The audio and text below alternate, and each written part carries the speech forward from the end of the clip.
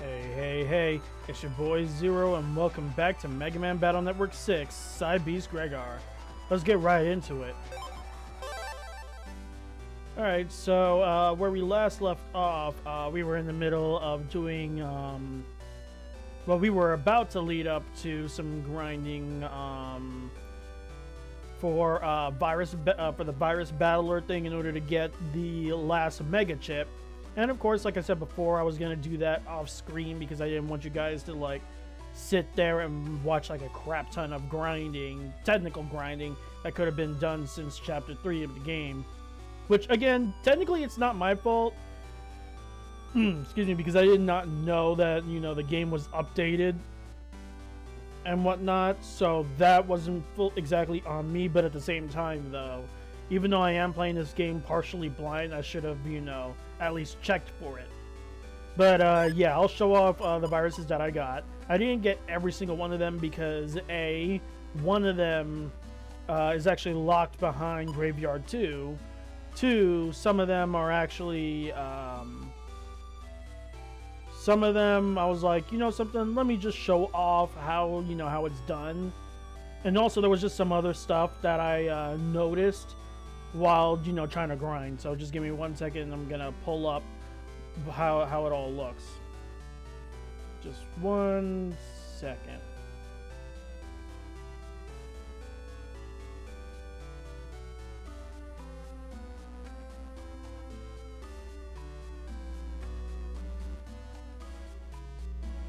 One second, chat. Give me a sec. Trying to pull up the thing.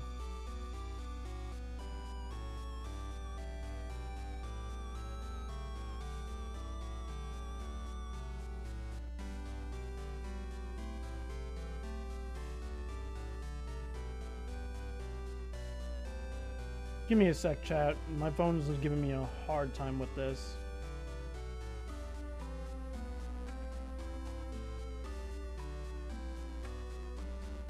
Okay, out of all times to want to give a hard time, why now?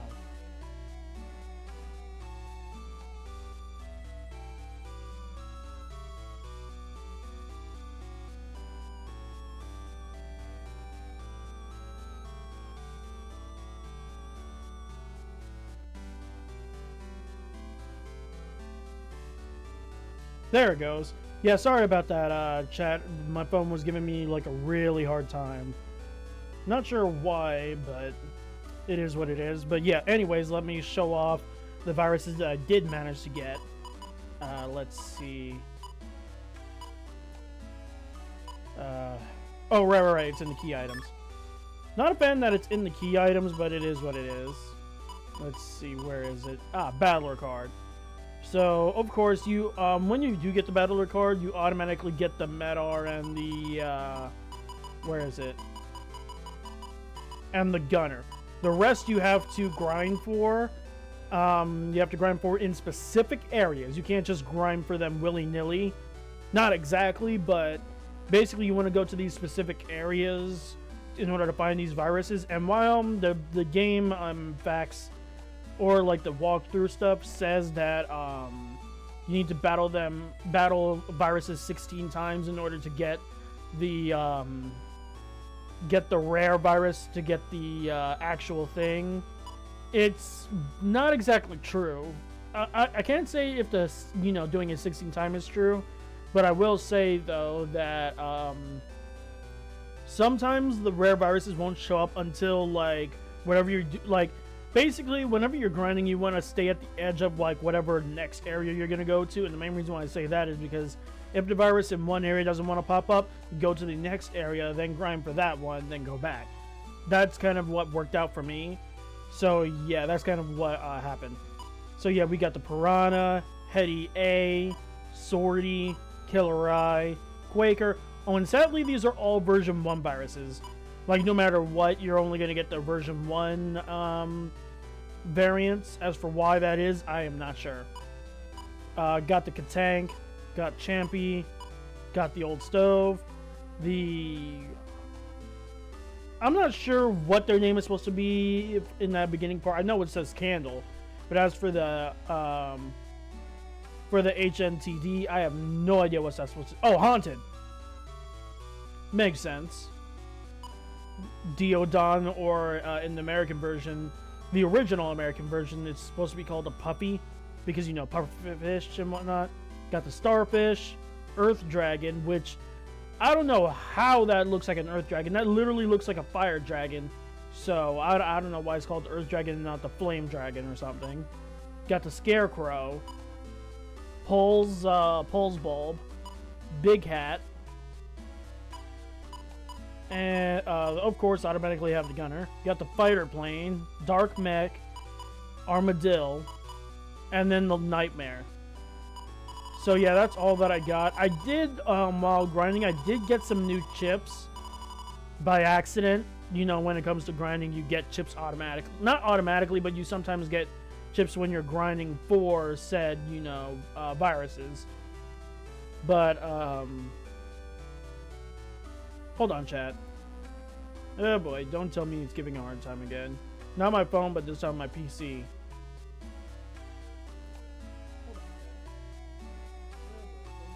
Okay, it's not sure why, you know, it was suddenly kind of freaking out a little bit on me.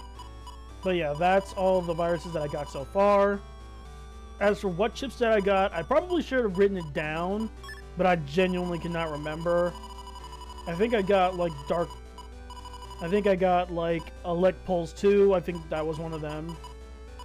Then I got Risky Honey 3, Iron Shell 3, Aura Head 2.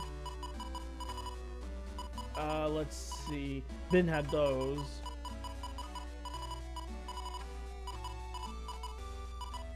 Oh, I think these were one of them, but I don't think so at the same time. I think I got Wave Arm 3. Oh, and Sandworm 2. That I remember. I got Aqua Needle 3. And Sensor 2. And I think that... Nope. Airspin 3, I believe. Little Boiler 1. Got that. Time Bomb 3, I believe.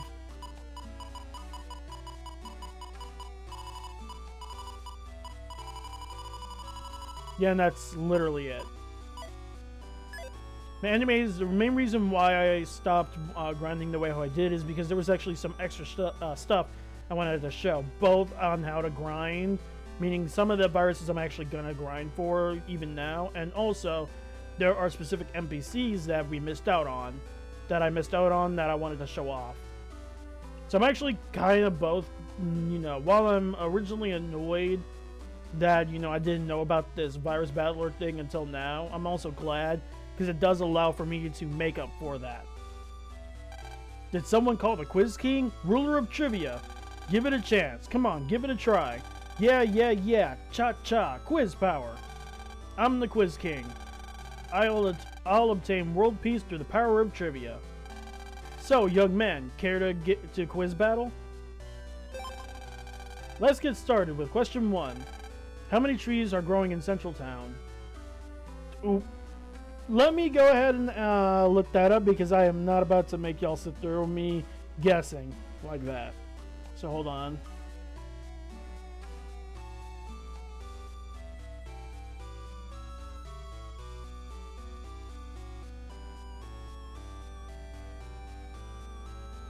And I believe this one is the Quiz King.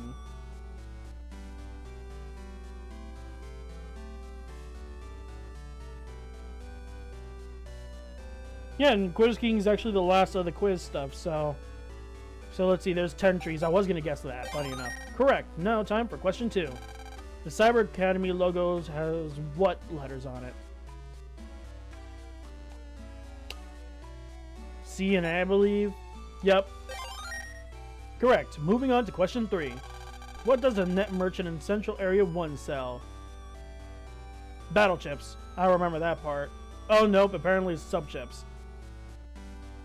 I don't know how, but that's what this says. Correct. Moving on to question 4. Which one of these ships have the best attack power? Fireburn 2, Doll Thunder 1, Aqua Sword. I believe it's Aqua. Yep, Aqua Sword. Correct. Moving on to question 5. 1 plus 3 times 4 plus 2 minus 3. Jesus Christ. 12. Correct again. Moving on to question 6. What is the difference in attack power of high cannon and spreader 2? 40 apparently. Correct. Moving on to question 7. How many students are in class 6A in AC/DC school? I'm not sure how we would know that, but apparently it's 7. Oh no, it's 8. I read that wrong. Whoops.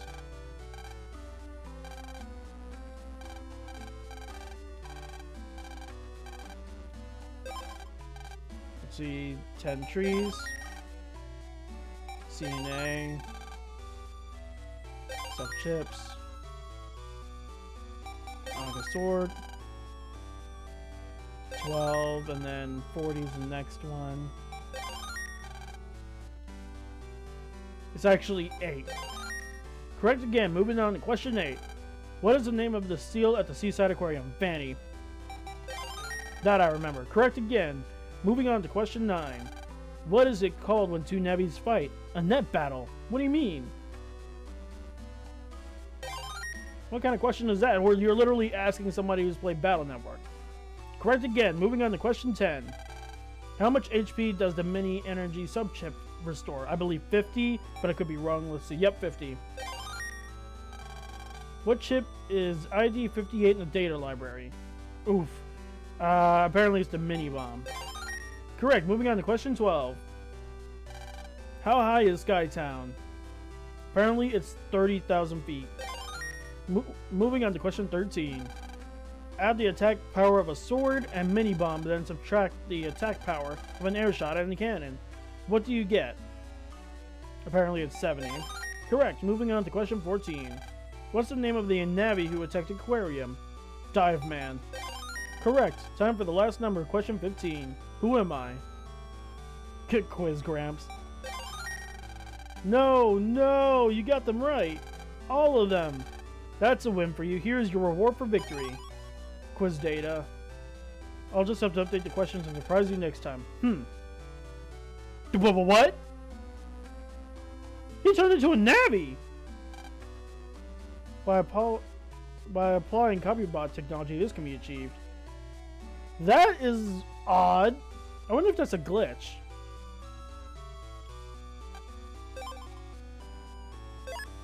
Anyways, quiz data is most likely another lottery thing, isn't it?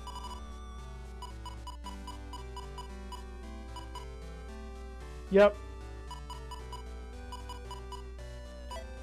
But anyways, we have to go into the judge tree because one of the viruses that I actually want is in here. I was originally going to stop, but oh no. Do we still have to follow this rule?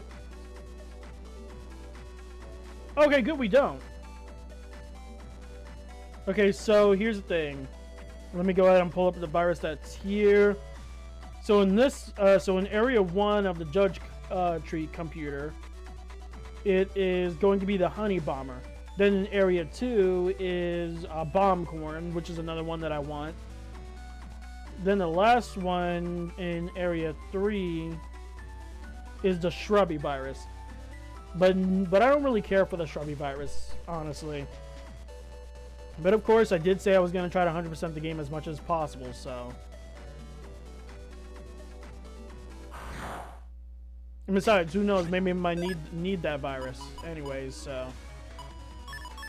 we'll never know.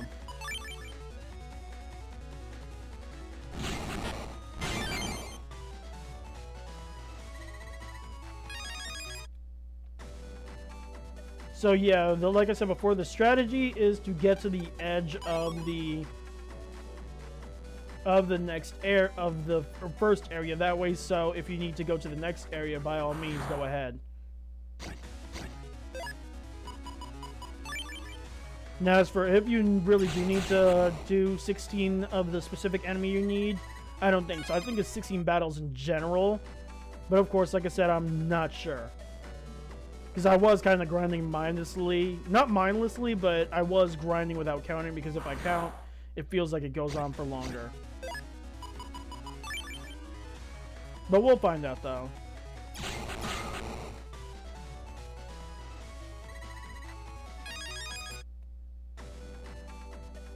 So yeah, we actually have to go to a few computer spots in order to fill in the virus counter. Except for, of course, that one virus that I said that there's like no way for me to get yet.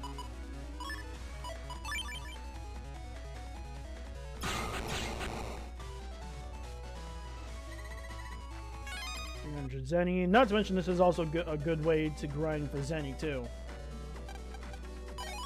So like I said, while on one hand, I'm annoyed that, you know, it took me this long to get to this because, you know, I didn't know. On the other hand, it's fine because of the fact that, you know, this does allow for easy grinding and for either chips or Zenny.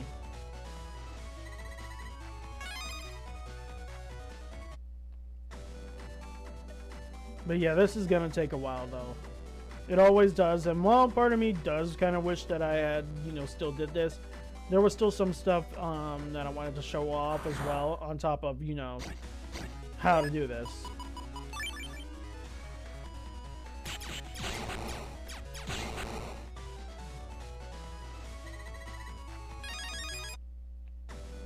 Let's just hope that, you know, the virus pops up, because if not, we'll have to go to the next area to get their virus, to get that virus, and then come back.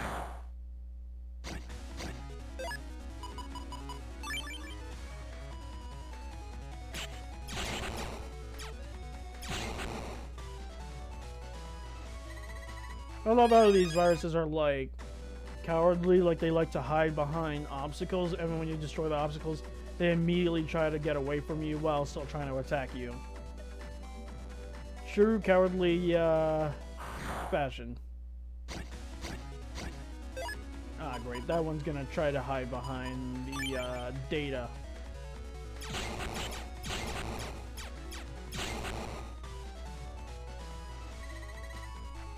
Alright, let's see what we got. Okay, another anti-sword. Not bad.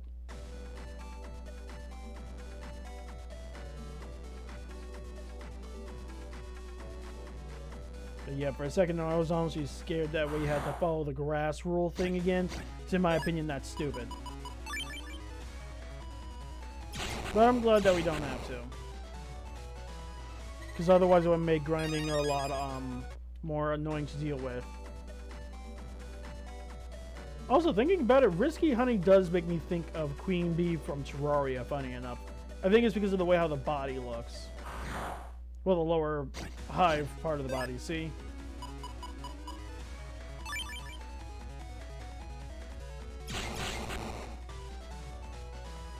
And speaking of which, I do intend to play Terraria eventually. It's just that I'm not sure when would be a good time. Because the thing is that while I have played Terraria quite a bit, I still have not beaten it at all. Like, I've tried multiple times, and I just can't do it. Well, it's not that I can't, it's just that, you know, after the last time I tried beating it, it took me a year to get a specific item that I needed, so that kind of burned me for pretty badly. So it's like, ever since then, I've been kind of wary.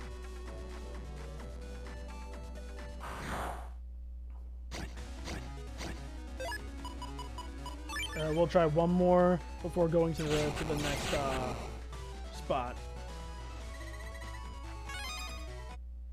Because either they meant 16 battles of that specific. Either they meant that we kill that specific virus 16 times, or they just meant 16 battles, period. And I don't know which is worse. Alright, seeing that I'm killing one of those again, I'll give it one more this time. Like, genuinely.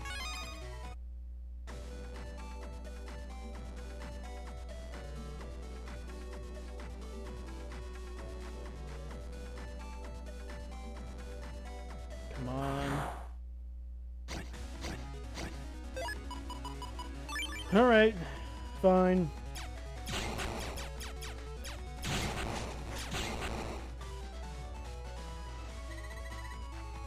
Time to go to that next area, see if that'll force it.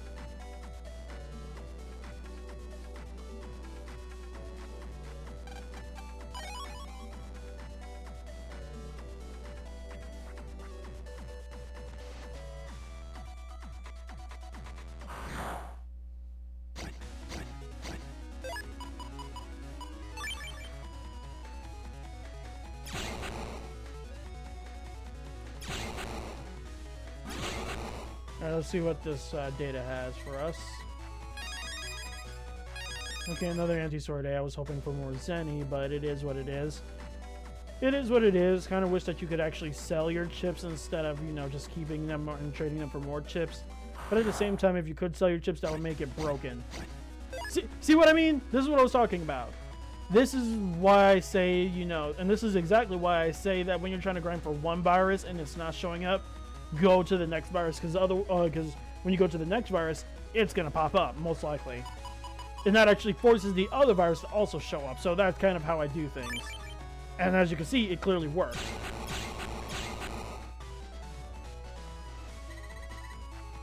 $600 Zenny, and we got the new virus data, Bombcorn. So now we just go back and try to... Hopefully this time the virus will pop up, but we'll see.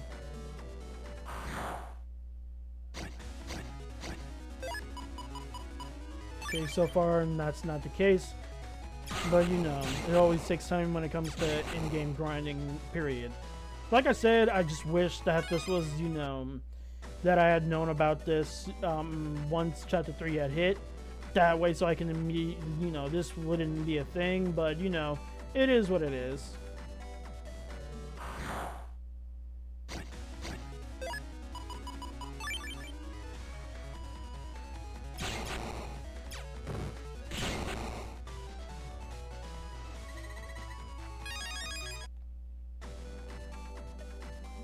Honestly, it might actually be 16 of that specific virus, because I've killed multiple Bombcorns, you know, over time.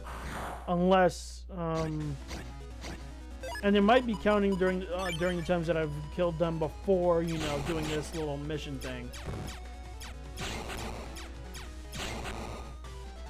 So who knows? Oh, 3 bug frags. Oh yeah, and I meant to point out, I have a shit ton of bug frags now, which I will be using eventually. It's just that I gotta remember where that chip collect guy is, because I absolutely want to use that. And I feel like there was some other bug frag stuff that I needed too. Not just that, but also bug frag chips. Because I'm pretty sure that there's a specific chip or some chips that are locked behind bug frags. Which, again, is annoying, but, you know, what can you do?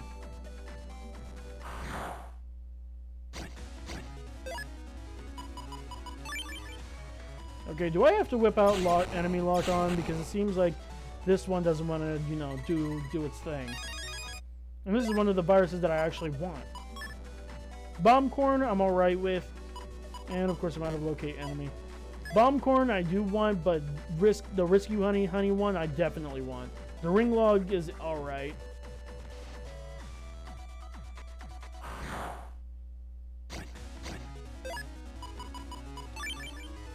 Kind of wish that, you know, these enemies popped up in 2s, because that would speed up the process. Or even 3s, but they don't do that. Because in Battle Network, you know, specific enemies spawn with specific enemies and in specific numbers and formations.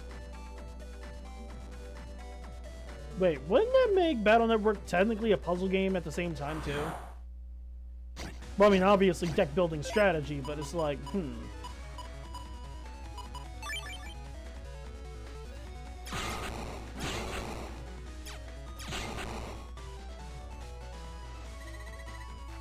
Also, I'm surprised I haven't gotten, you know, that rock virus's chip yet. Because funny enough, I have yet to get its chip.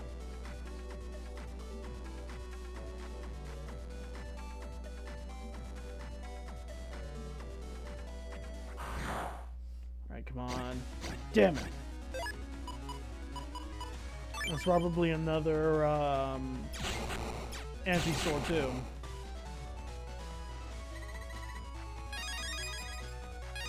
Nah, it's a wide blade, which is alright.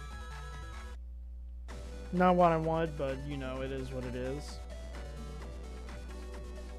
Come on, please show up, please.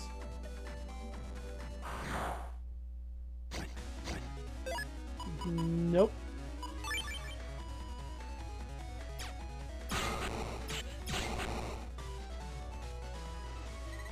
And once again, I am yawning on stream again. That part I don't get, even though I'm streaming, you know, earlier than I normally do. I'm not sure why.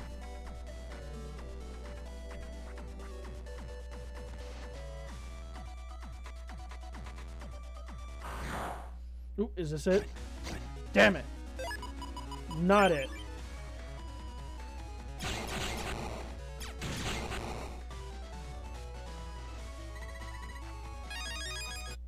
Also, thinking about it, the Quakers that have you know, with their bananas, it makes them look like pirates-ish. I don't know why they make me think of pirates, but I think it's because of the bandana and the way how it's designed, with the stripes around its body.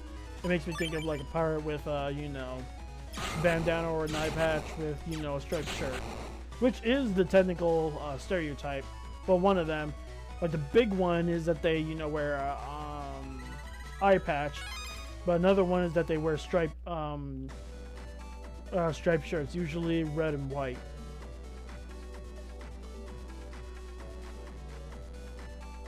Excuse me.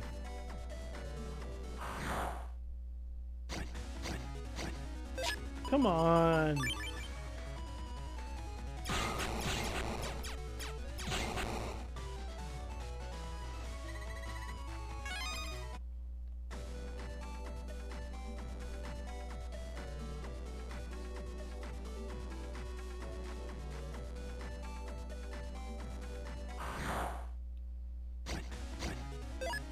Come on. Throw me a bone at least. I'll try it 2 more times before going to the 3rd area just to get the shrub virus. Hopefully that does the trick, but we'll see.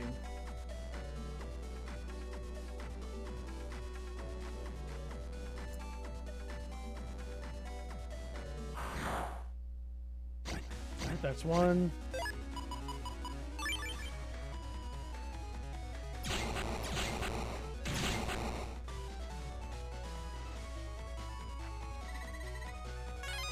$250 Zenny again. How much Zenny do we got? Okay, close to getting 4.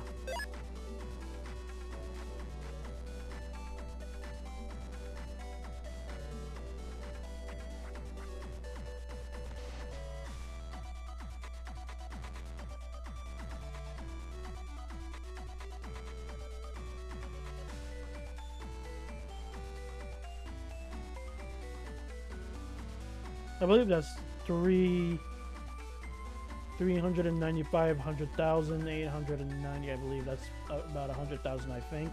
Could be wrong, but basically we're close to getting a 4 on that last digit. Well, first most digit, I guess. This game is teasing me.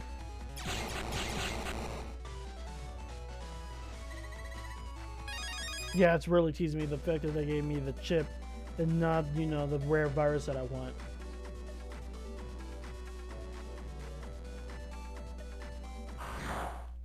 Please let this be it. Nope.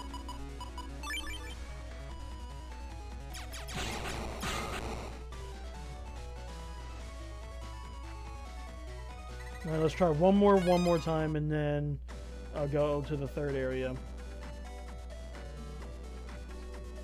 Like, my strategy does work, but sometimes, as you can see, it doesn't always work. Which is why it took me about, like, what, 2 days to grind up to the point that I showed you guys. Because I only did it for 2 days because I didn't want to, you know, burn myself out. Because even as a Megaman fan, I do get burnt out. Because, like, perfect example was years ago, when I was younger and didn't have a, you know, full-on job like that. I only had a DS on me and the Megaman Xero collection for the DS. And that was the only DS game that I had at the time because of, you know, finances. I didn't have the finances to do, you know, get any more games.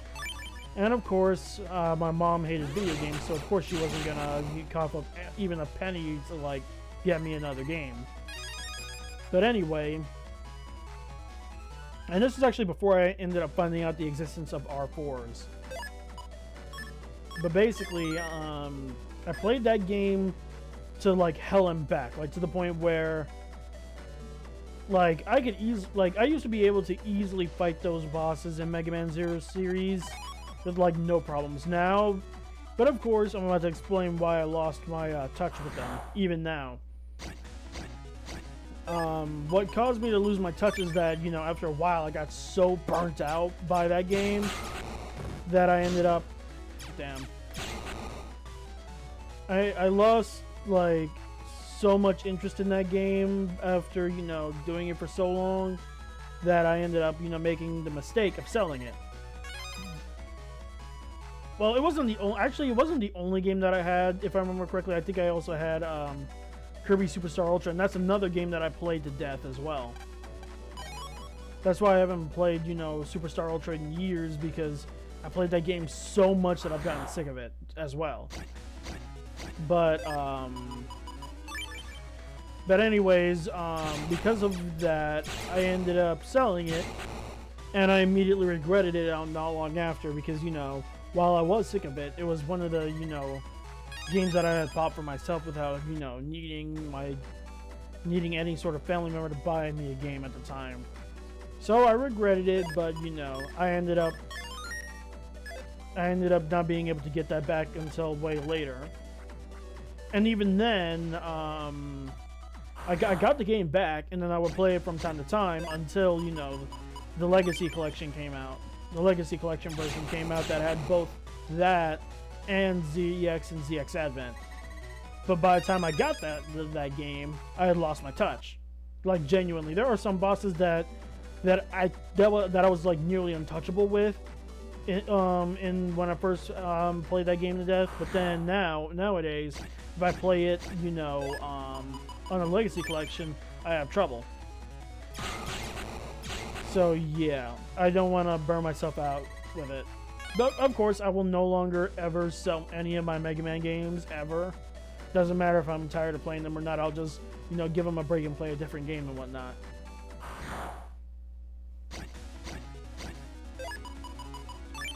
No, is this area gonna give me a hard time too? But yeah, that was kind of the situation with it back then. And speaking of the Zero and ZX collection, I will be replaying the Mega Man. I will be doing the Mega Man Zero series as one big playthrough eventually. Mostly to be able to archive it on YouTube, but also to, you know, help a friend get into the Mega Man games.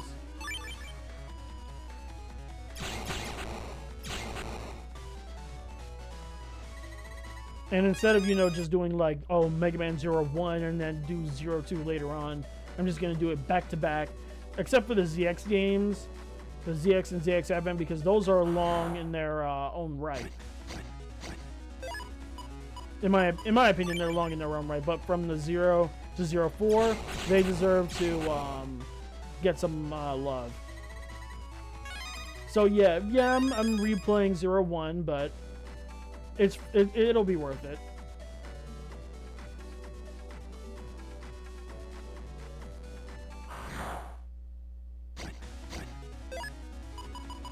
Also, speaking of other games as well, on my spare time I've been playing a Breath of the Wild clone that I actually used to have, and this is actually, you know, in context of me, you know, being a dumbass and selling certain games that I shouldn't have, and end up getting them later.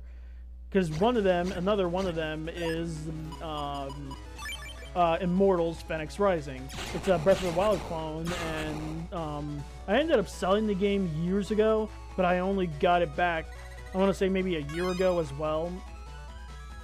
And of course, it's sad, you know, collecting dust digitally until I recently started playing it again. At first, I was playing it, you know, here and there, but as of late, I've been playing it a lot more often because I do miss playing Breath of the Wild / Tears of the Kingdom. And while I could play those games again, what I mean is that I miss, I guess, being blind to stuff. You know what I mean? Because now that I've played, you know, Breath of the Wild and Tears of the Kingdom, I already know what to do, where to go, how to do, why to do. So playing, you know, that or like Genshin. Well, I haven't played Genshin in a while either because of, you know, reasons. Mostly because, you know, I like to try to split my time between playing, using the PC as a monitor for my games versus using the TV. Because, I don't know if y'all have noticed, but like when you play a... Ooh, 2000 Zenny. I don't know if you guys have noticed this, but when it comes to, you know, playing on a monitor versus playing on a TV, it is a huge difference. And in the past, I used to play on using the monitor to play on the Switch, even though I had a TV for the longest. And this is because, you know, during that time I was in a relationship and I didn't want to hog the TV. Because she did like to, my ex at the time used to, you know, not used to use the TV a lot. Not saying that that was a problem. It wasn't. It's just that I didn't want to be rude and boot her off the TV when I get home from work, you know. I didn't want to be that kind of boyfriend, so I would just play on the computer. But, you know, long after we broke up, and I started to use the TV, I realized that, you know, it actually was hard to play on the TV for a little bit because I was so used to the computer's like frame rate or whatever. I think, I don't know, pixel, like it. I was used to the way how the computer displayed things. So from then on, what I would do is that I would, you know, use the PC for my streams, playing the game while on stream. Oh, there you go. It's the Shrubbies. Excuse me. Oof. Well, I would use the PC for, you know, gaming and streaming, and then occasionally playing PC games on my own time. During the week is when I would use the TV to play games on. But anyways, Phoenix Rising is it's a pretty good... excuse me, I'm burping a lot. Funny enough, I actually did just have Taco Bell not too long ago. I actually meant, well, before I forget with the Phoenix Rising thing, I'll say what I got from Taco Bell. But anyways, with the Phoenix Rising thing, it's a Breath of the Wild clone, all right, but it does its own thing. And what I mean by that is that while the exploration and, you know, adventuring and going wherever you want and however you want is there from Breath of the Wild / Tears of the Kingdom, it does its own thing with its platforming, its difficulty, its exploration, its music, its storytelling, all of it. Like, it does it differently. I mean, certain spot aspects have been kind of ripped from Breath of the Wild, but most of it, it's, you know, its own thing. And honestly, it's really fun. I don't know why younger me was, you know, that stupid, but then again, younger me wasn't trying to expand my gaming palette. And the main reason why I say that is because I'm pretty sure y'all on the internet have seen, especially on like TikTok or Twitter, y'all have seen like, not old heads, but a specific demographic of gamers say that gaming is stale, gaming is boring nowadays, but yet these are the same people that will only play video games that either have a gun, a ball, or racing. And nothing against those genres. Shooting games are fine, sports games are fine, racing games are fine. They're fine, but you can't say that gaming has gotten stale and there's nothing good or new going on when those are the only genres you play. And this is coming from somebody who would stubbornly only play specific platformers in the past. Like, I used to only do that, but I expanded my palette over the years. Another perfect example is that while I do not like RPGs, I'm willing to play RPGs from time to time. Perfect example is that, you know, even though I'm not big on RPGs, I'm still happy to play Pokemon. I'm gonna start replaying it. Speak of the devil, see what I mean? The game now wants to give it to me. But anyways, I used to not even mess with RPGs at all. Like, I used to be hella picky about it. Alright, so we got all the viruses in this area. So the next viruses that I wanted to like go for, let's see.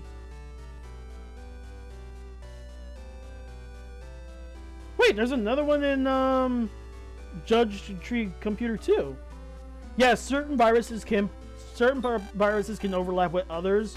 So I'm actually gonna go back in here. It's the Gregar virus, and I'm guessing that's the rock virus. So I'm actually gonna go back in here. I'm actually surprised because I thought it was in a different area. But anyways, Yeah, I used to not mess with RPGs at all. It was to the point where even my friend Saf would like roll her eyes at it because of how picky I was at gaming. I mean, I'm still kind of picky with RPGs, but I have expanded my palette to play action RPGs, which is a fusion of, you know, action games and RPGs at the same time. And hold on. Like, I can name several good action RPGs that, you know...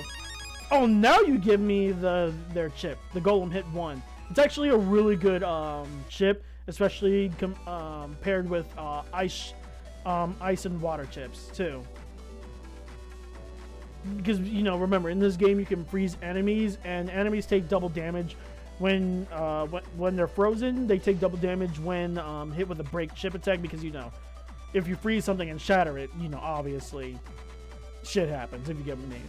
But anyways, yeah, Pokemon, like, I've been new about Pokemon since I was a little kid. It's just that at the time, during that time, I couldn't play Pokemon until I was, like, late teen, because my mom was, you know, a crazy Christian about, you know, Pokemon, thinking that Pokemon was, you know, of the devil and all that crap. And even though, like, I don't get where she got that part. She probably heard it from, like, one of those crazy pastors who thinks that's the case. Personally, I don't think that's, it's, you know, a thing. But anyways, and because of me not being able to get into Pokemon until I was a late teen, I ended up being late to the Pokemon craze, and that caused me to not be able to, I guess, hyperfixate on Pokemon like my friends do. And sometimes I feel like I've been left out on that, but not fully, because I was able to still enjoy Pokemon. In fact, even though I haven't been able to beat many Pokemon, well, technically speaking, I've only beaten one Pokemon game, and that was Ultra Sun and Moon. I did have multiple Pokemon games. The first one, and I think this was actually the start of my mom becoming more relaxed with it, is when my cousin gave me Leaf Green, his Leaf Green one. And I played that one, but of course I didn't understand, you know, the complexities of Pokemon, so I only focused on the team that I had in my party. Meaning I did not, you know, even though I was catching more Pokemon, I wasn't actually switching them out to, you know, evenly level up my Pokemon. Not that you have to do that, it's just that, you know, it's a good idea to do that to make gyms and other stuff easier. But anyways, after that, I wasn't able to beat that game because, you know, kid me at the time sucked at it, both because, you know, I didn't understand, you know, the complexities of it, but also because Gary was a dickhead. Gary, or Blue, was a dickhead, because I know Saf will yell at me that it's Blue. But, I couldn't beat it because of that, and because, my dog ended up, the family dog ended up chewing the game cartridge, so couldn't do anything with it. And by the time I got the R4, that's when I got Diamond and Pearl. And that was like, I did play that quite a bit, but I did use the R4 to cheat a little bit. Never beat it though. So yeah, there's that. And then years later, during the height of the 3DS, that was when I got Ultra Sun and Moon, and that was the game that, you know, that I actually beat, like, through and through. I didn't 100% it, but I did beat it. So Sun and Moon does have a special place in my heart. But as for, like, for example, Final Fantasy VII, I've been playing that here and there, but not often enough. Mostly because of the fact that I really want to play the remake, because it's an action RPG and it's more my taste. It's more my taste, I guess. Even though I should give, you know, the original, you know, the respect that is due. Because before that, I never actually played a Final Fantasy game. I mean, the closest one I could say is, you know, Kingdom Hearts, but Kingdom Hearts is its own thing, and even then, it's an action RPG. But yeah, I love action RPGs because my philosophy when it comes to RPGs versus action RPGs is that, well, it's kind of rooted in my luck when it comes to RNG in gaming. And y'all have seen how bad my luck is in gaming in general when it comes to the RNG. When it comes to RPGs where you can't dodge, 9 times out of 10, my luck rears its head, and I, always get hit and whatnot. And I'm not a fan of that. I'm not a fan of leaving it up to chance that I can dodge or not. Never was a fan of that. Obviously, that adds to the difficulty of RPGs, but I still don't like it, even though it's a skill issue. Obviously I'm nitpicking, but, it's my opinion. Okay, 3 bug frags, not bad. But, of course, when it comes to action RPGs, I do like that you can level up and be able to move out of the way when an enemy attacks. So I do like that. But, yeah. That's kind of, like, why I am not a fan of, like, hearing people say, oh, gaming is, stale or whatnot, when y'all don't even, play more than those 3 types of genres. Like, play some other games, play a platformer, play an RPG, play a dungeon crawler, play an action RPG, expand your palette instead of just playing, those games. And this is coming from, and like I said before, this is coming from somebody who's doing the same thing. I'm expanding my palette. Like, I used to not play shooting games at all. When I was younger, it was because, my mom actually listened to the ESRB rating, meaning shooting games were a no-go. It was not allowed for me to play. Only my older brother could play it because, at that point, he was like I think he was an adult at that point, too. Because I don't even remember him living with us much like that. I mean, he would visit often, I think. My memory's kind of fuzzy in that aspect, in that part of, like, my life. But, like, he had, I think, a roommate that I knew, that I remember sometimes watching them play Halo. But my mom would, like, try to keep me out of the room because, again, she doesn't like shooter games, let alone Halo. But I do know about Halo because of that. But yeah, I couldn't play those games because, she followed the ESRB rating, and because it was M for mature, couldn't play it. And because of that, it did allow me to appreciate platformers and whatnot, but at the same time, it caused me to suck at shooter games. Like, I am terrible with third-person or first-person shooting games. I am terrible at them. Because, it's bad how terrible I am. But that didn't stop me from, like, playing Fortnite, for example, with my nephews to bond with them and whatnot. Like, I'll still play a shooting game from here and there with the shooting games that I actually have. And like I said, I'm still working on it. I'm working on it. But yeah, as for the shooting game that I do have to expand my palette, it's I bought the Borderlands trilogy, but I made a mistake and sold the physical part of it because the other 2 were digital. So I only have, like, the pre-sequel and the sequel. I don't have the original anymore. And like I said, that was me being an idiot, thinking that I wouldn't like it after playing only a little bit of it. But I will say Borderlands is relatively fun from what I've played so far, even though I need to play it some more.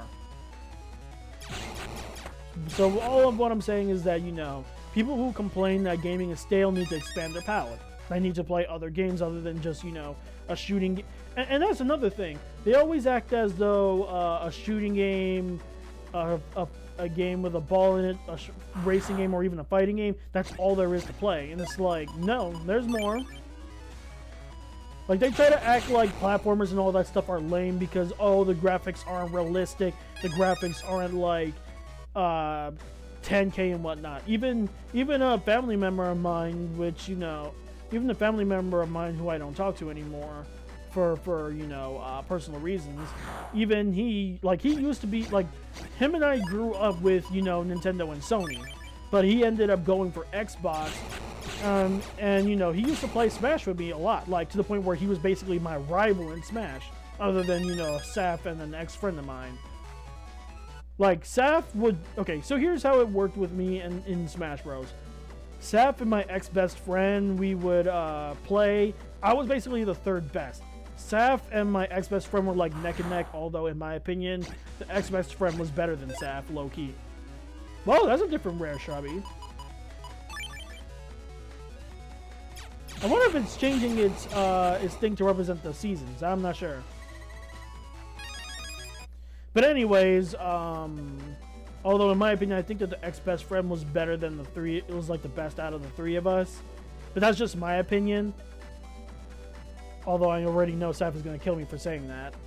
But yeah, when it comes to me and my family member, we were always neck and neck, period. Like, no matter what. I mean, when we used to have Brawl, he used to always quit when he knew he was about to lose. But whenever he was about to win, he wouldn't quit. So that was like the only annoying thing. But like when we got older and I got the Switch with Ultimate, excuse me, he and I used to be neck and neck. And he would main King K. Rool, and he was a good King K. Rool player. I wouldn't say that he's like the best King K. Rool player out of all the people that I've played and known, but he was fairly good. But then out of nowhere, you know, he started to act like Smash Bros. Was lame and whatnot because, oh, the graphics isn't XYZ and YZX. And it's like, the graphics in a game shouldn't matter. What should matter in a game is if it's fun. Like, whether it's story, atmosphere, the gameplay itself, graphics should not matter. And that's one of the reasons why that, you know, I love indie games and, you know, pixelated games, because again, graphics don't really matter. And I'm not trying to sound elitist about it. It's just that, you know, in my opinion, graphics shouldn't really matter in the grand scheme of things of whether or not a game is good or not. In my opinion, if you try to say that, oh, because it's pixelated and it's going to be a lame game, then you basically just missed out on potentially good games. And I can name a lot of pixelated games that are dope. Like, a perfect example is the pixelated horror genre. Those games, even though they're pixelated, they more than make up for it in atmosphere, music, storytelling, all of it. Like, even though it's not, you know, HD, 4K, all that stuff, it still makes up for it in creepiness and whatnot. Like, pixelated horrors are just as scary as regular horrors. Same thing with RPG Maker horror games, because those aren't, you know, hyper realistic. I mean, it does allow, like, those games do allow for people to create artworks of like really scary stuff. Like, perfect example is like Eve, The Crooked Man, Witch's Mansion. Those allow for that kind of stuff. But I will say though that the games are still good despite them not being, you know, HD, 4K, all that jazz, in my opinion. So I do believe that, you know, these people should expand their palette instead of complaining like little weenies and actually play. That's just my opinion. And they can't say, oh, I don't have enough time to learn because I'm a grown man and I have work and stuff like that. Please. My work hours are fairly long during the week, and guess what? I still find time to, you know, play new games or play games outside of my thing if I wanted to. Like, it's all a choice. Like, you have time, it's just that you just choose not to have time, in my opinion. But yeah, that's kind of like my stance on people acting like, you know, video games aren't new anymore. And that's another thing. You know, especially if you go into the indie scene, all the genres in indie games are still booming. Even if AA and AAA games aren't, you know, pumping out games, you know. And that's another problem with those guys, is that they don't even want to touch the indie games. And it's like, why? Indie games are just as good as the AAA games. Hell, a lot of indie games have become AAA games. Let's be real here. Shovel Knight, Hollow Knight, what's another indie game that's like became like up to AAA in terms of popularity? Undertale and Deltarune, those are big examples. I want to say Cave Story 2, and that's the grandfather of indie games, funny enough. It's not, you know, as popular as all the other games, but it's still, you know, a pretty good indie game. Well, I can't even call it an indie game anymore because of how big, for example, Shovel Knight has gotten, for example. It's no longer an indie anymore because of how big it's gotten. But that's my point, is that, you know, indie games are just as good as the AAA games. Like, and of course I might be biased, but I feel like that's the truth. And the main reason why I say that I might be biased is because I love indie games to the point where majority of the games that's on my Switch are indie games. Like, I'm not even kidding. If I actually pause this and show off how many indie games that I got, it's ridiculous. Like, and of course I'm letting, you know, my brain wander right now, but I'm about to show y'all. Let's see. 1, 2, 3, 4, 5, 6, 7. I can't say if Fist is an indie game, but I'm gonna count that. So 8, 9, 10, 11. I'm gonna count even the indie games that turned into AAA. So 11, 12, 13, 14, 15, 16, 17, 18, 19, 20, 21, 22, 23, 24, 25, 26, 27, 28, 29, 30. This one I'm not sure. 31, 32, 33, 34, 35, 36, 37, 38, 39, 40, 41, 42, 43, 44, 45, 46, 47, 48, 49, 50, 51, 52, 53, 54, 55, 56, 57, 58, 59, 60, 61, 62, 63, 64, 65, 66, actually no, that doesn't count. 66, 67, 68, 69, 70, 71, 72, 73, 74. 74 indie games on the Switch. So yeah, well, yeah, I'll admit I'm a little bit biased about indie games, but my point still stands that, you know, these people should, you know, give other games a try. And that's the end of my rant on that part. Oh right, I did say I was going to talk about what I got from Taco Bell. It was like this Discovery, like I forget the name for it. It's like something Discovery or whatever.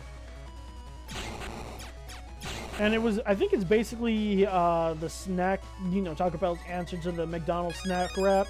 And it was actually pretty good, you know, for what it was. The chicken was very crunchy. The burrito or the wrap was pretty big.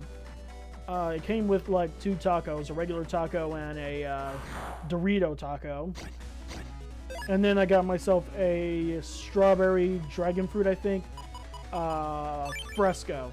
Strawberry passion fruit agua fresco, like one of their new drinks. Now for the snack wrap, I'll give it a 9 out of 10 in my opinion.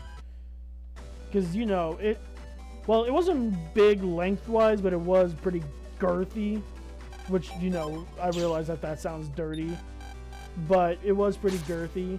As for the aqua fresca, I'm gonna give that a 7 out of 10 because it was all right. Nothing too crazy.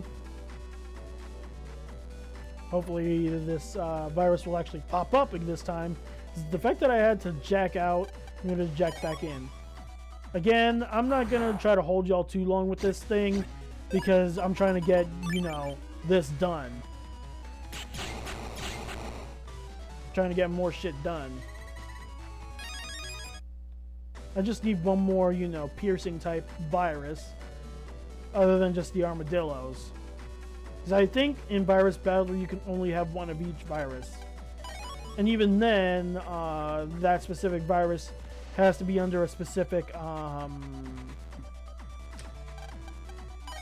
bug frag. It has to be under a specific, like memory amount, which I get, you know, to prevent me from going all, you know, strong viruses. Because I think the stronger the virus, the higher its megabyte limit is. So yeah, my perfect example is the nightmare virus. In my opinion, that might be the strongest one because there's not many, you know, viruses that have, you know, sword abilities other than the machine viruses. Those definitely have swords, but most of the time you won't see that. And even then, that nightmare virus might have its own, you know, cons because it does move around a bit before attacking. And obviously you need to kill the other viruses within a specific time. But we'll see. We'll see how it goes once you know, get this last virus. Because I'm not about to, again, I'm not going to hold y'all to this. Because the only other, I think the only other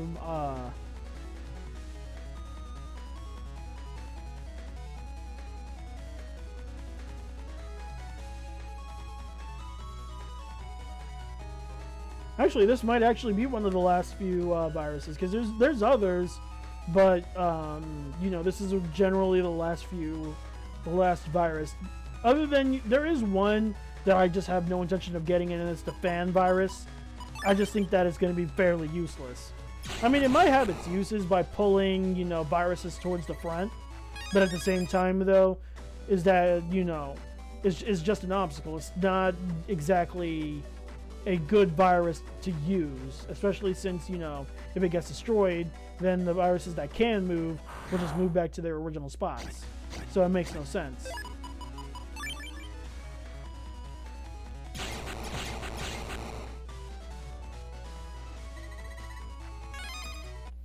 Hopefully this time it pops up, because the only time when I really cannot stand doing this grinding thing is when a virus overlaps with another one, because then the other virus is going to give a harder time, you know, popping up.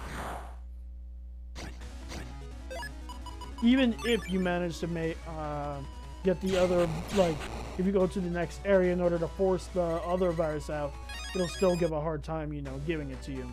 Because let's see. Because it says Judge Street Comp 2. Obviously, you know, some, I guess game walkthroughs could be technically wrong or out of date, because I've noticed that. But, you know, it's like, damn. That's what I'm hoping that is mostly updated. I mean, it seems to be, well, depending on what you look up, it's whatever I looked up seems to be. Like, the Virus Battler being in English now seems to be the case, but of course, we won't know fully until we check the reward thing. Because if it gives me, you know, the Japan award, then we're in the clear. But if not, then basically I'll have to switch it to Japanese, even though it did say that it's updated to where that's no longer a problem. Which I hope so. I genuinely hope it's not a problem. Alright, I'm going to go for 3 more virus battles before, you know, continuing on. Because again, I'm not about to make y'all wait.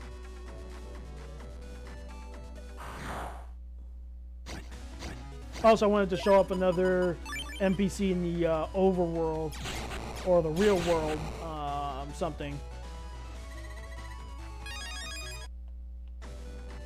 And the main reason why I want to show off that NPC is because they give you a folder that actually helps fill in a little bit more of the library. Sadly, not the mega library, but the library in general.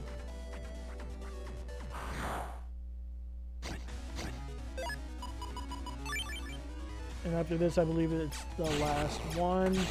Hopefully, the rock virus pops up. And it's rare variant. Hopefully. I'm really hoping so, because this does get annoying from time to time. I mean, I'm glad I was able to get most of the viruses. It's just that it's annoying getting those last few viruses, because it always gives a hard time like this. My point exactly.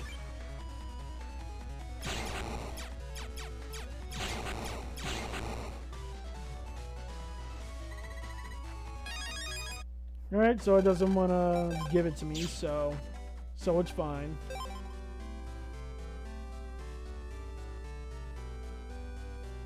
Because the Armadillo is a good piercing type break attack.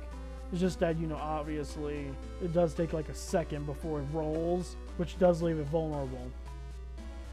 Like, each virus has its own pros and cons, and also the way how you position viruses also matters.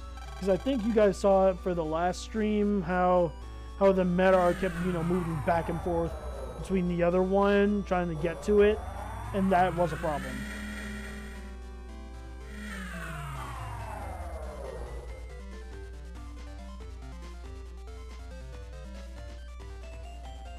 Alright, it wasn't this way, it was this way. So with this, in order to get this NPC's ultra folder, you just have to go this way. Then here. And it's this guy. Mr. Famous gave me expert folder to take care of. What do you think? It's Famous's folder. Want to try it out? If you don't mind overriding the extra folder you've got now, I can send you the data right away. Alright, I'll transmit it now. Done transferring.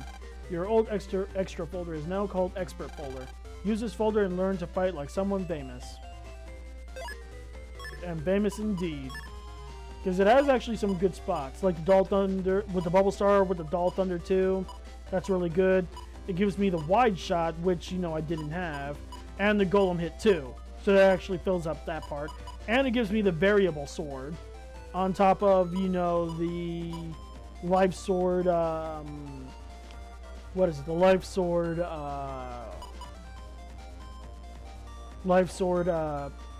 Program Advance. Because Life Sword has two. Sword, Wide Sword, and Long Sword, and then Sword, Asterisk, and Wide Blade and Long Blade. And as for what the Variable Sword does, it's a sword that shifts depending on, the chip description is called a Magical Shifting Sword. And basically what it does is that, while you hold the attack button, like the A button, to use it, you have to input a specific directional code in order for it to do whatever you want. Not whatever, but depending on the game, it does certain things. Like in Battle Network 3, it would send out elemental sonic booms, which would made it broken as hell. But they did nerf that, so now it's now it has different stuff. But you can use it to have an automatic life sword, for example. So it's actually really good. And I'll show that off in a second. Let's see. See, got the wide shot, so now I don't need that. Although I'm pretty sure I need the actual chips in order to do the Program Advance, though.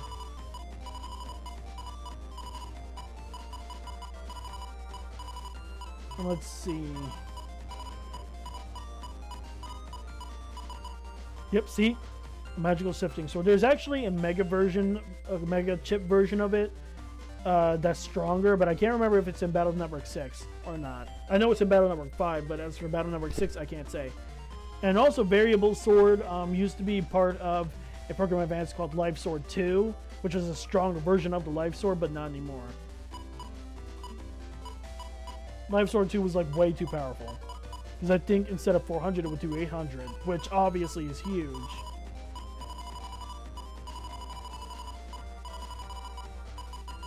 You have Golem Hit 2 and Golem Hit 1.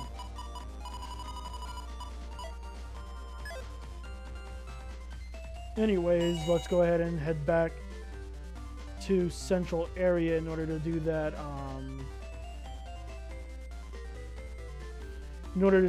virus battle, because again we have to do those, and they believe it's specific virus battles. Not specific, it's like a gauntlet. And we have to find all of them too. Let's see, so the first one,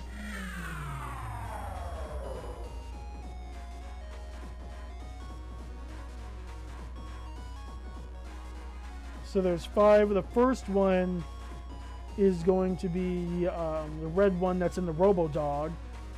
That's who we fight first. And of course, if we get, because it's saying the Legacy Collection will give us the original Japan wins. If not, that's going to be annoying. Oh, wait. The later... Ooh, that's actually a good way to grind for money because the later rewards, they give you bug frags and a certain amount of zenny. That is actually really good. All depending on how long those battles go for, though. Because while it is good, it's also, you know, is it worth it kind of thing. Because a perfect example is the version 5 battler, which is a gold one. It gives you 10 bug frags and 3,000 zenny after you get the initial reward. Anyways, let's go ahead and start this. I'm the Virus Battle Machine version 1. I've been waiting for you to come. Would you like to enter 3 consecutive virus battles? And let me do the explanation so you guys can remember, and also for myself to remember. Let me explain the rules. You can fight against 2 viruses that you have the data for. You must reduce an enemy virus's energy to 0 within the time limit. There is one thing to remember when setting up a battle. The total size of the 2 viruses you choose must not be more than 50 megabytes. Good lord, that is expensive. If it is over, you will not be able to set the battle. If you can delete all the viruses with style, you will get an amazing reward. So yeah, that's kind of how it goes. And the first one is 3 battles. Good lord. If that's already 3, who knows how it's going to be for the last one.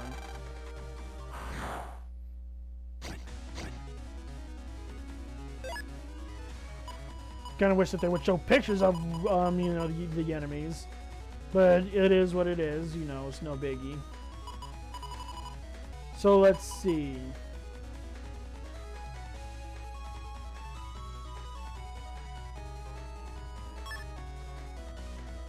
I'll do the sortie.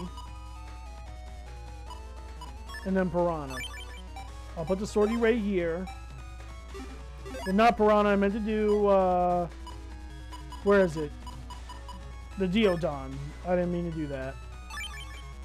Sortie right here and the Diodon right here. Because Diodon can aim for either one of those. But I have the sortie here in order to aim for the Medar.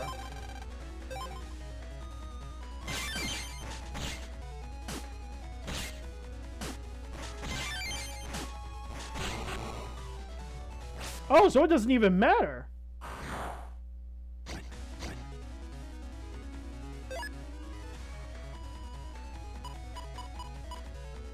Let's see. Definitely the Diodon again. And maybe the Starfish. As for where the Diodon can go, I'll put the Diodon right there and then the Starfish right there. As for why I'm doing this is because, you know, I want to avoid the champion while also using elemental weaknesses. See? Just that, off rip. I love it. So the third one is basically the big bad, I'm guessing. Nah, not the Killer Eye. Especially since it's 30 megabytes. Diodon.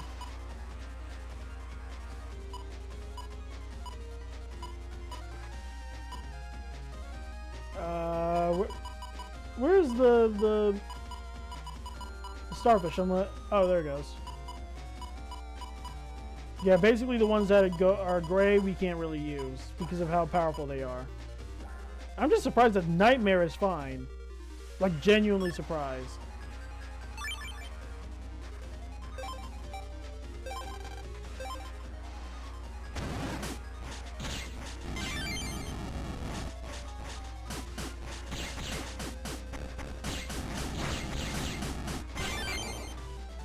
The sword didn't do shit. Hey, and we got a trophy. Our first virus challenge. Amazing. Well done. To commemorate your great virus busting skill, here's a gift. Airspin 1F. Okay, so that means they did update it. Congratulations. There are other Mr. Progs that are different colors. You should try looking for them. Where are they? Maybe one is in a comp related to water. Why don't you just tell me straight up instead of making me look? Not that I have to, because the next one is going to be in the water machine comp in Seaside Town. So, let's go there.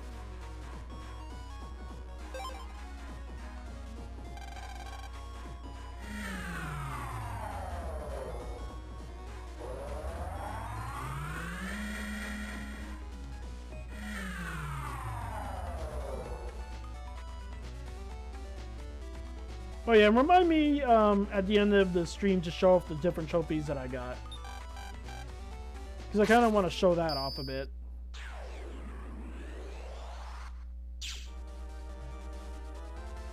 What's this guy doing here? I've been under so much stress that my skin broke out. I'm looking for a chip that will relieve my stress. High Boomer B should do the trick.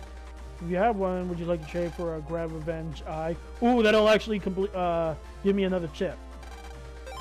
Oh, thank you.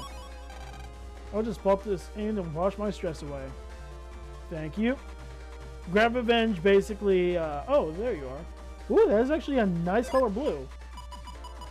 And as for what this chip looks like, here it is.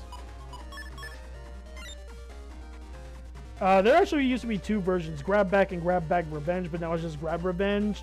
Basically, it's a way to get your panels back whenever somebody uses area grab on you, and it does 40 damage for every stolen square. Meaning, if somebody manages to pull you in, put you all the way to the back of your area, it can do like a shit ton of damage, because that's 40 damage for every square. Not just row, whole squares. Meaning, if you play your cards right, you can really do some damage with this. I'm the Virus Battle Machine version 2. Would you like to enter 5 consecutive virus battles? See, 5 now. Meaning the higher it is, the more you have to deal with. Which again is annoying, but it is what it is. At least we're getting it out of the way.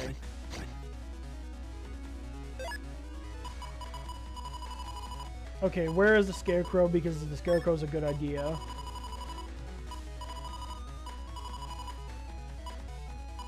Let's see. Piranha, Medar, Shrubby. I'll do Shrubby, because why not?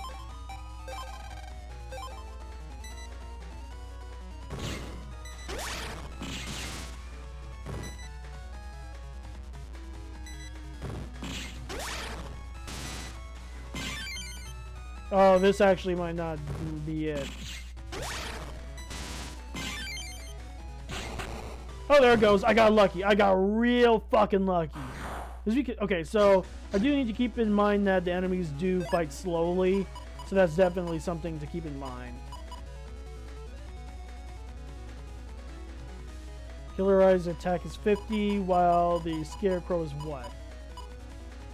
30? Yeah, no. Let's see. Killer Eye. I'll use that.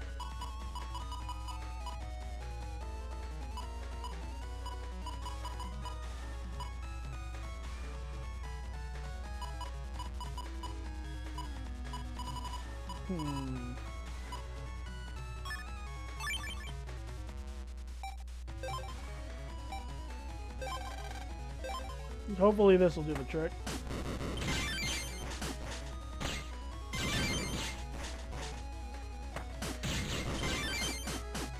Well, this is bad. Damn! That was close. Come back again soon. Nope, I'm coming back now because that is some bullshit. Okay, so I definitely have to keep in mind that some viruses, because of their slowness, it's definitely not something, you know, good. Pulse Bulb is good because it does, you know, hide and whatnot, so we'll definitely keep that in mind. Yeah, see?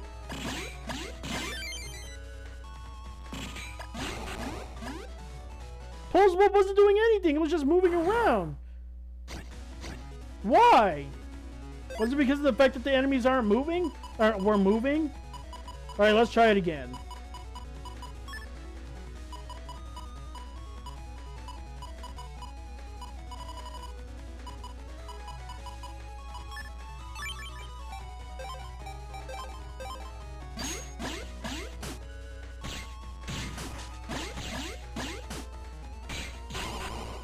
Okay, so it has to be... They have to be stuck, and it just chooses whenever it wants to hit. Oh, this could be a difficult thing.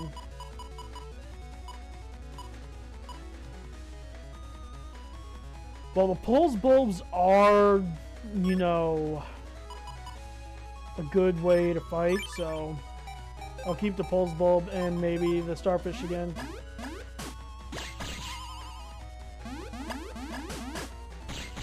Oh, this is bad.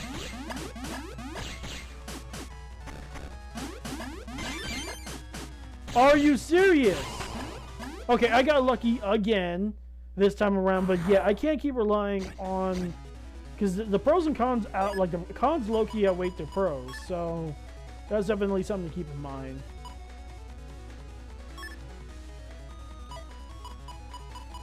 Let's see. No, not a champion, because that will be a problem.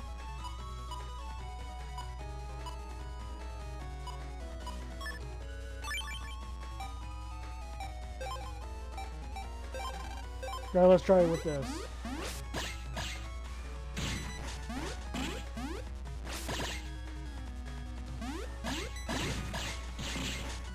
Okay, seems like the starfish is definitely doing the heavy lifting. Shit! Are you kidding me? I just hate that viruses can be countered by other viruses too. That's annoying. Yeah, this is definitely going to be obnoxious.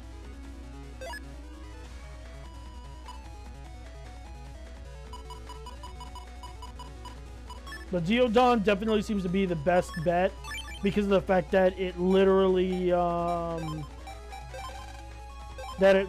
seems to, you know, counter.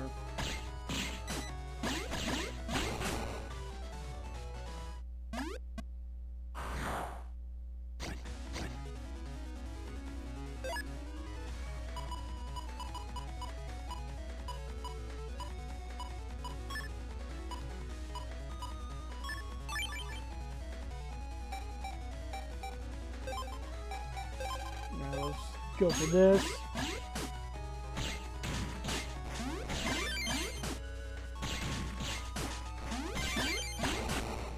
Okay, managed to get lucky off of that one.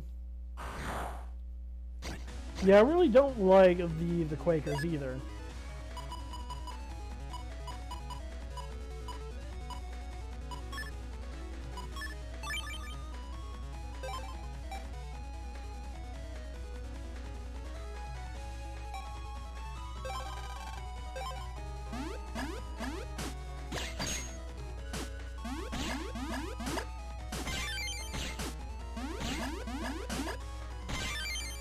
Is this gonna be a draw? No, it's not.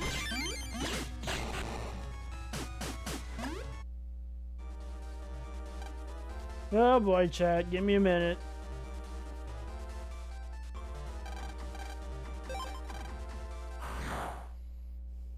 Oh boy.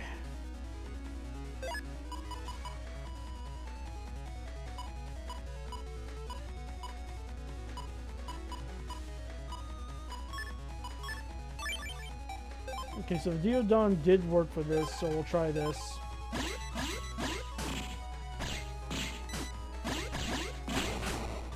See, like, that one went fine.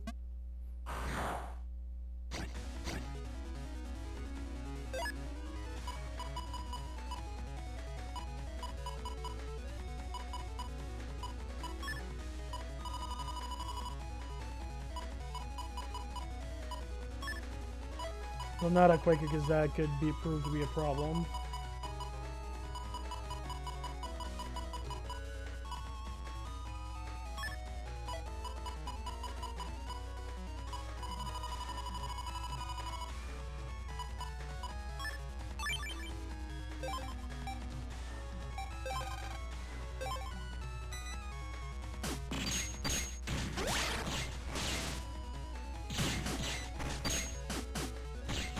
And I fucked up. Ooh, that was luck.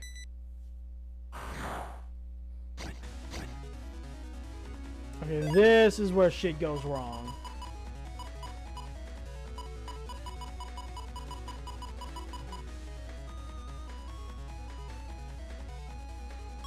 Okay, maybe if I go for Nightmare and then Armadillo, that might work.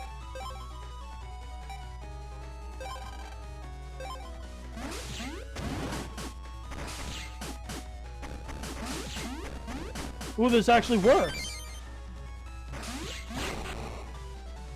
Okay, okay. Just that the nightmare takes too long to hit. Because here's the thing. I'm not controlling the viruses at all. Like, I can't even, like, tell them what to hit. They just hit whenever they feel like. Meaning the ones that like to take their time to hit, they take their time.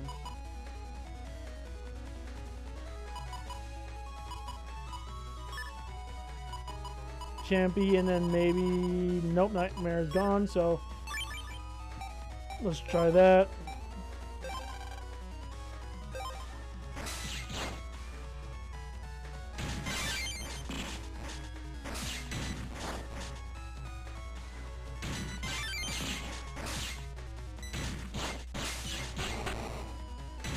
Wait, how did I lose?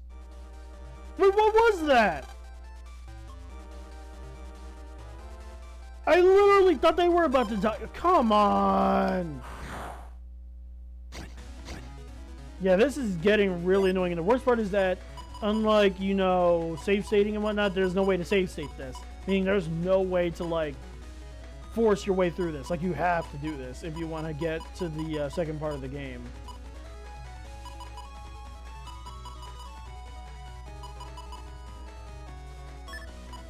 Maybe let's try Dark Mech, see how that goes. How much Dark Mech does for an attack? Ooh, yes.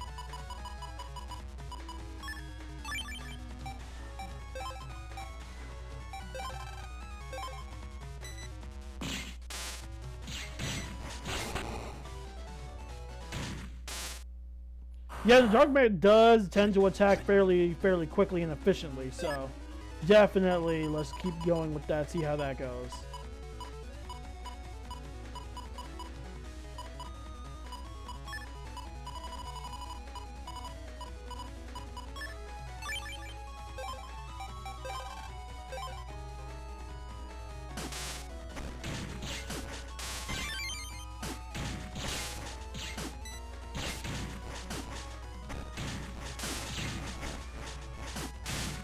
Well, we just need one hit. Boom. Yeah, Thunder definitely is a bit finicky on characters that move, but it should be fine. It's just this is the problem.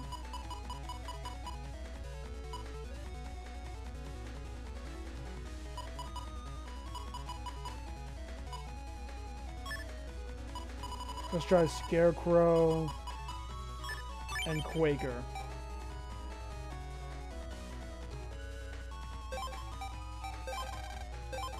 Hopefully that does something, but we'll see.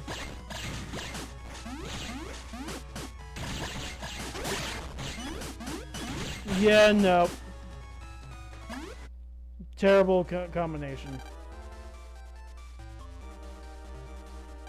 What's annoying is that the Scarecrow does take a while to charge up and then attack, which is annoying against Aqua enemies. Like, that's the annoying part.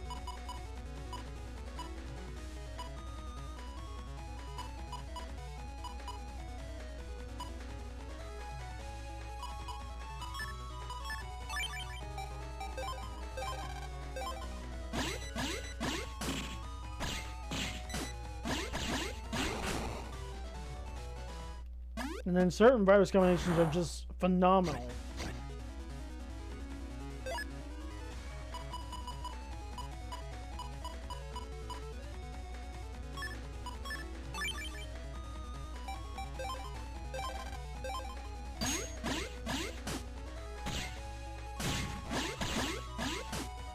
Yeah, I won this one.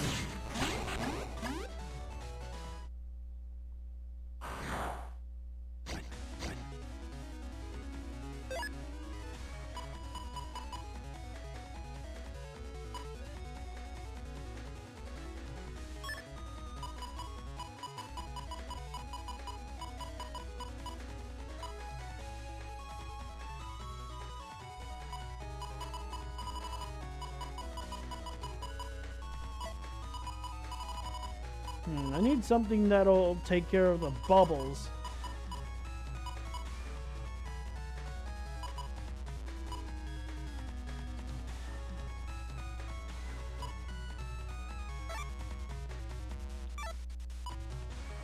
Definitely not a Medar, though.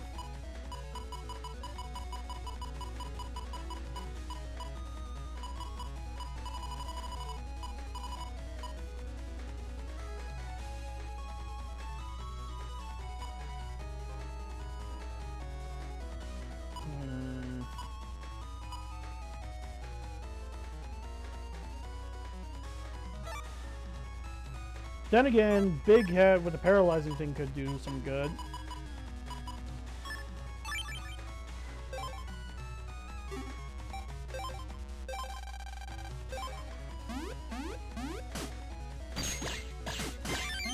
Yeah, that's a bad location that I put him at. Damn! I should have put him in the front.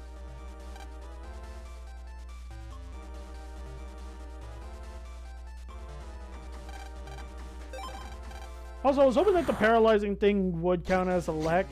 That's what I was kind of hoping for, but it seems that to not be the case.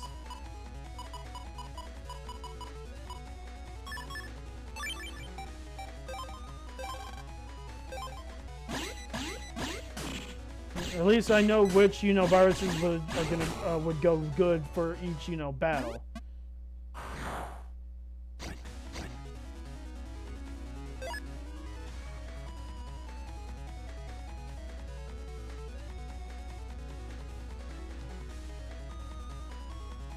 Okay, so apparently version 5 is 10 rounds.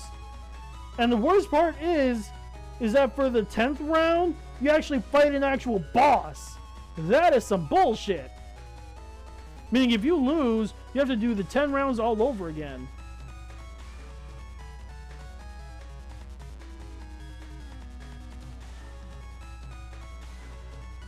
Like, that is some genuine bullshit.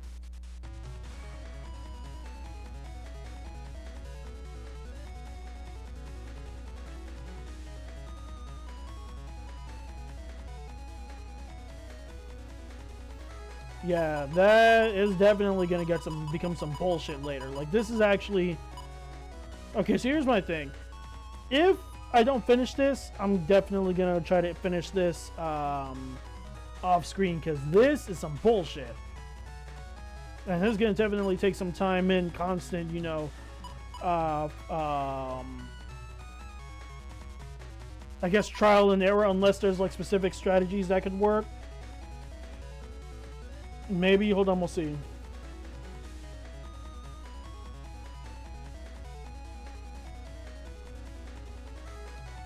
So first, let me go ahead and pull up the locations that way so I can remember where they go.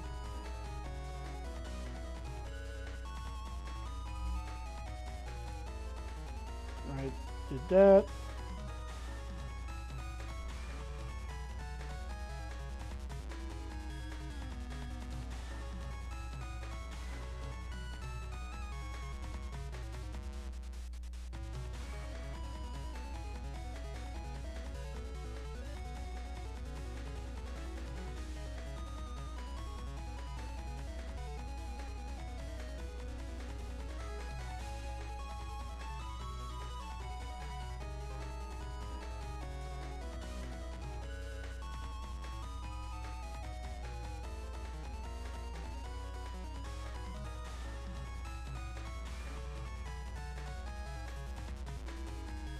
Maybe there's specific, viruses that would work for each battle. That's what I'm kind of looking for.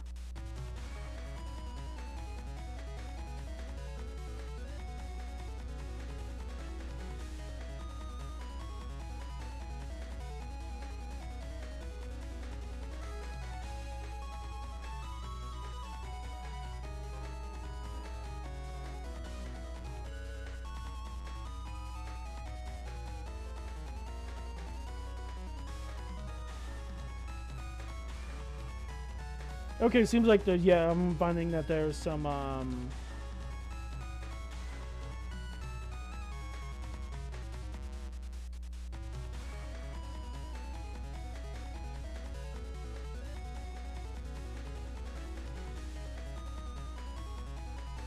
on,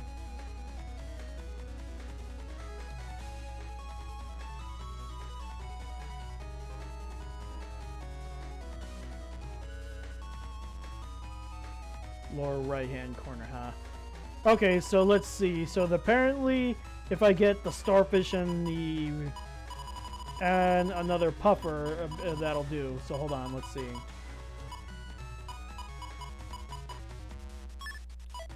Is this cheating? No. Because let's see, the starfish, they said to do this, then this.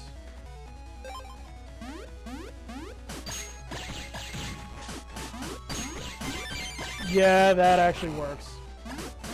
Obviously I took some damage, but it seems to do the trick. Alright, and this is where shit goes wrong for me usually, so let's see what the guide says. Can't believe I have to actually check a guide for this. Like, at all. The fact that I even have to check a guide for this is definitely annoying. But, you know, again, this is what it is. Because I'm trying to, you know, get this done to, you know, continue on. Let's see.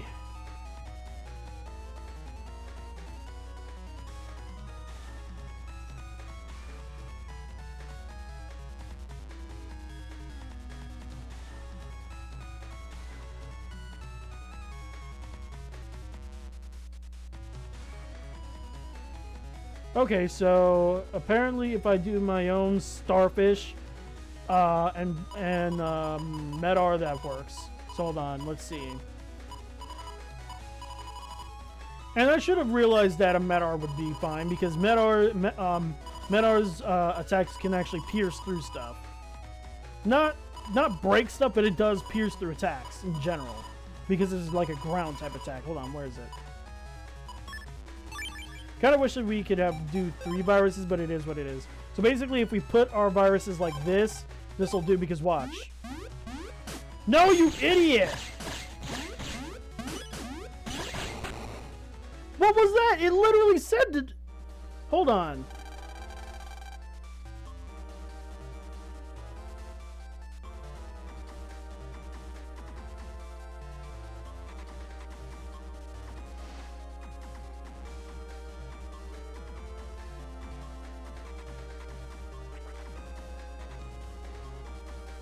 Okay, I see.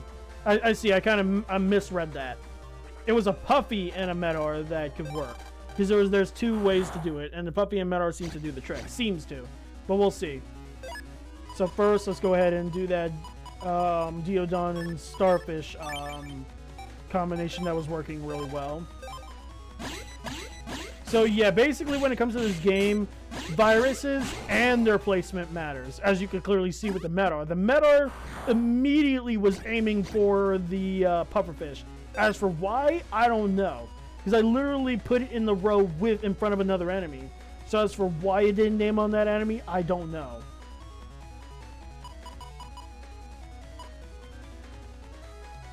So, yeah, I'm not sure, so... let's see, this was the second round, Puppy and the Quaker. So basically, the same thing. Put the Starfish right here, and the Puppy right here. Or the Deodon.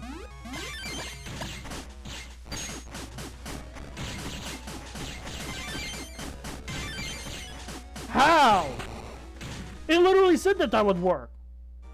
And it did work last time. It was because of the way how that Quaker moved. So it's literally luck too. Because let's be real here, even the Quakers act weird sometimes. Sometimes they don't want to immediately do what you want. So this is going to be annoying even with a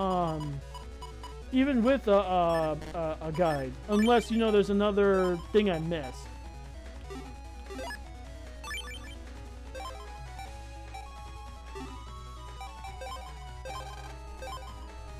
So while I look at that, let's see.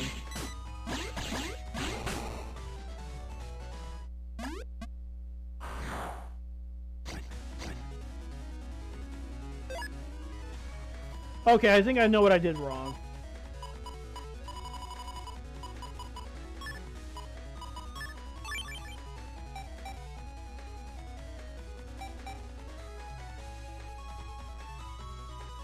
Well, according to the guide, it says that I can put the Starfish...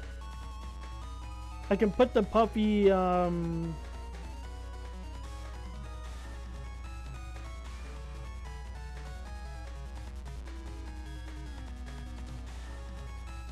Basically, if I put the Puffy right here, the Quaker's going to focus on it. But the problem is that, watch, it might not work.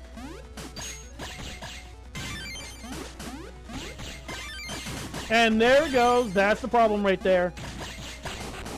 See, I got lucky right there. I got lucky. Because of the way how the viruses were working. Okay, so Medar and the Starfish. According to the guide, if I put the Medar here and trap it like this, it'll then focus on, you know, the Starfish because, you know, it can't move. Oh, that's perfect! I mean, the Starfish was supposed to, you know, do its thing, but seems like it didn't want to do that. Okay, finally we're at Battle 4, meaning we're at the second to last battle for this one. And then for 3 and 4, it's also a 5 battle thing, but at 5, level 5, apparently it's going to be a 10 battle one, which, again, is going to be ridiculous. Let's see, for 4th round,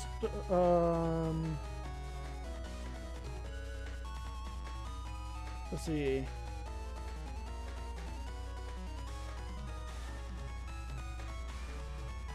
Ah, great. The strategy for this one is going to be a 90% win rate. Oh boy. Basically, the Starfish and the Puppy might have a problem with this set because of the way how they move. So if we place the Starfish in the top right corner and Puppy right below it, it can win, but it might not. So let's just hope that it does win because, again, that's some bullshit if it doesn't. Okay, let's see. Starfish in the top right corner. Then the Puppy right below it.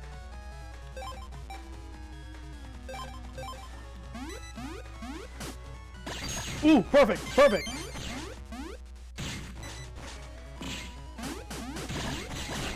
Ooh.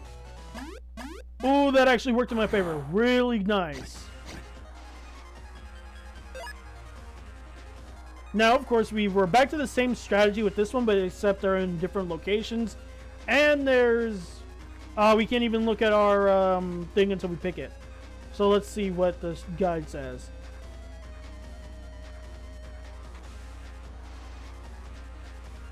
Okay, so it's saying that we should... it's saying that we should do Starfish and Puppy again. Which, I mean, I won't deny that Starfish and Puppy is a goated, I wouldn't say goated. It's not a goated combination, but it's a really good one. So, let's see. It's saying,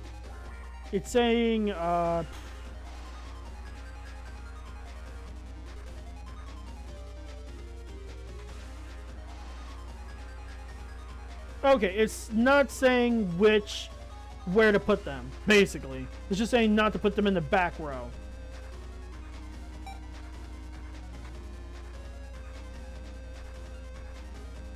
But of course, I already learned the hard way that, not to put starfishes against each other, because 9 times out of 10, the Deodon is going to hit the starfish for whatever reason.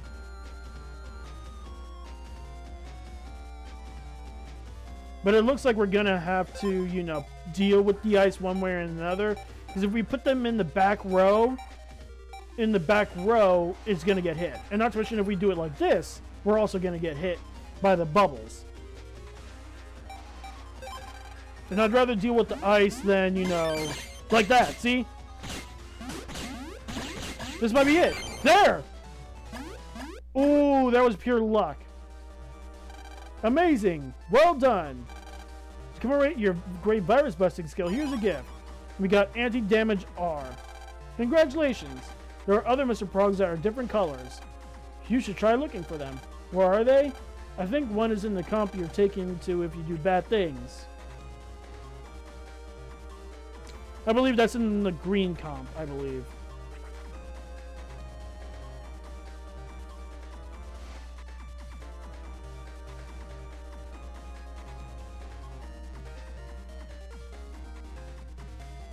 The punishment chair in the Greentown Courthouse. That's where we have to go to.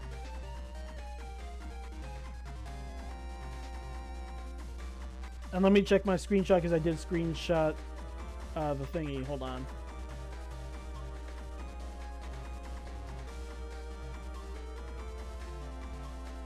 Yep, anti-damage R, that's what we got. The next one is going to be a Geddon L, which is another chip that we do not have yet. Oh boy, that definitely took a hot minute to do. And then these next two ones, luckily, are 5. So I'm actually happy about that. The level 3 and 4 are just going to be 5.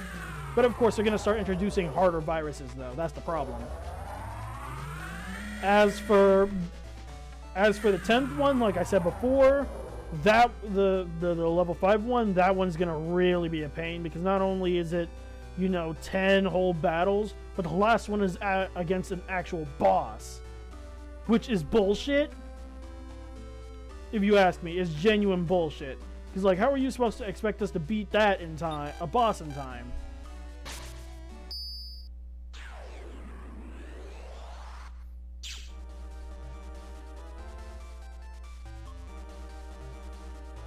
Let's see, where is the Mr. Prog at? There he is, I see him. Oh, now I see some crackers.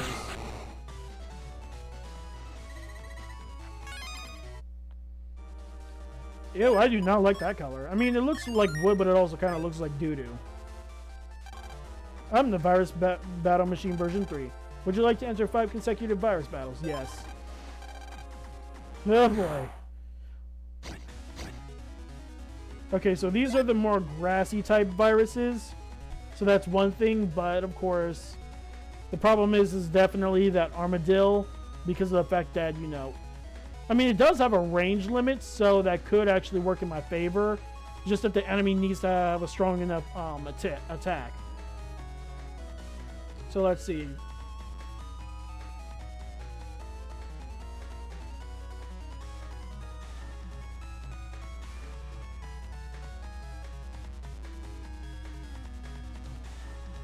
So if we double team with Honey Bomber with Starfish in the back row and Armadillo.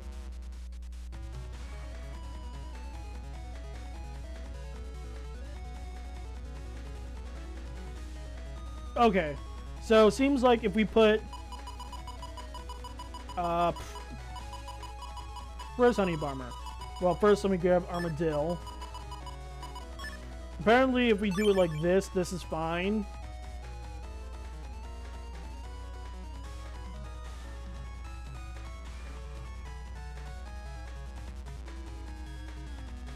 Okay, so Honey Bomber can either go with Starfish in the back row, or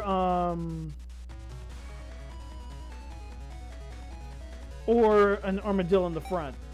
So it's one of those two.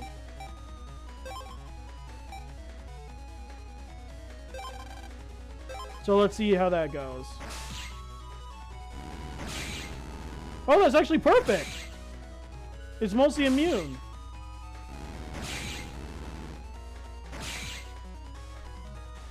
Wait, this might not work.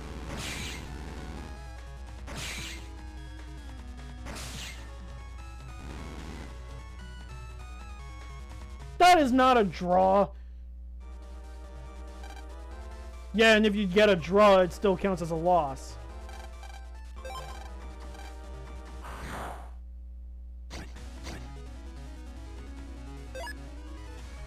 Okay, so the other one was a Honey Bomber and a Starfish.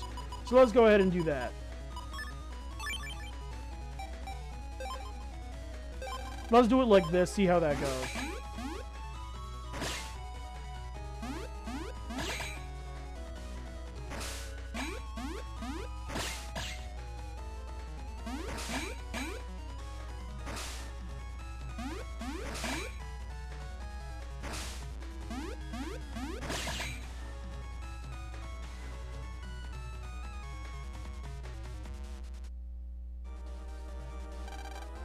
Maybe if I do, okay, well, let's try that again. Maybe if I do the Starfish in the top back, maybe? Because it didn't say specifically where in the back. So I'm guessing it just doesn't matter where it is. As for the Honey Bomber, I'm not sure where to put that.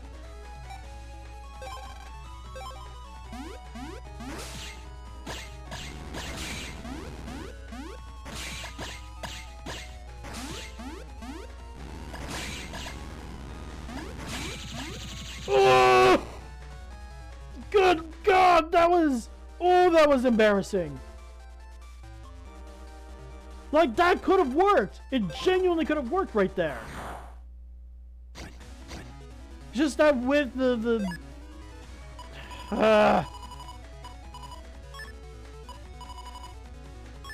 Maybe if I do it like this, that'll work. Oh, that does!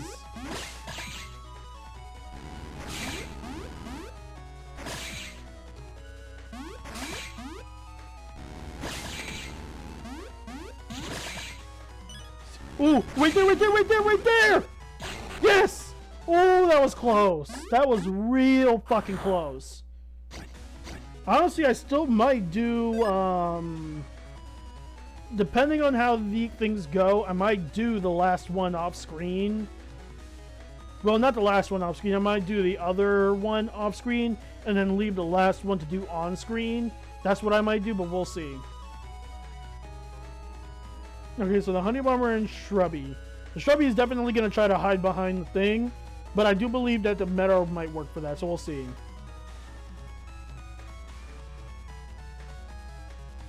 In the lower left corner of its area, hiding behind the stone. Yep.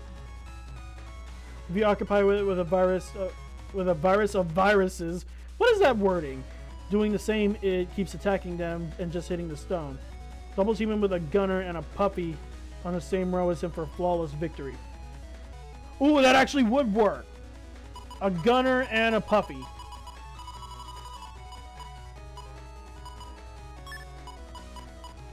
I was thinking of a flame hit guy, but that might not work.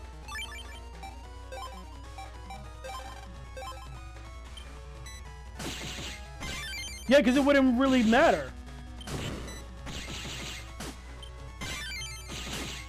Yeah, it doesn't matter.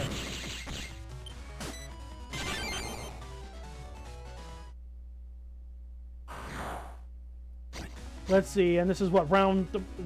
I thought it would be round 4 at this point. Oh well. Let's see, now we have 2 bomb corns. Now they do move a lot, but they move back and forth, so we'll see how that goes. You move in a straight line, giving Old Stove the potential for multiple hits and making it so Starfish and Armadillo literally can't miss. So, one or the other. Just that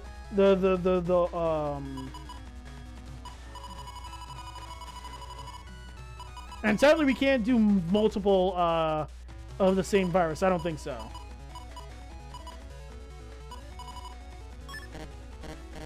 Yeah, we can't do it again, so let's see.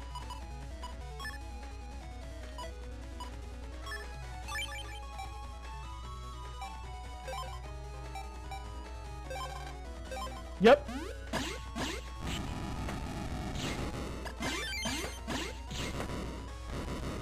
Yep, see, it doesn't matter. Like, that doesn't matter because of the way how the Old Stove is.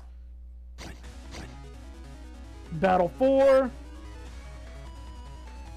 Let's see, Honey Bomber and a Bomb Corn.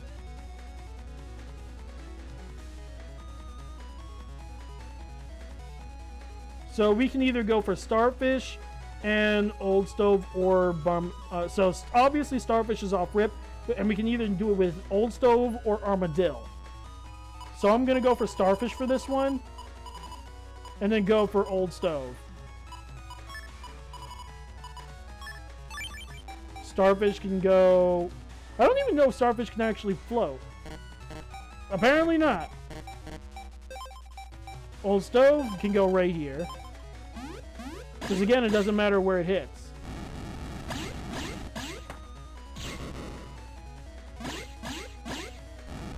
Stove, what are you doing? There's literally a virus right there. What are you doing?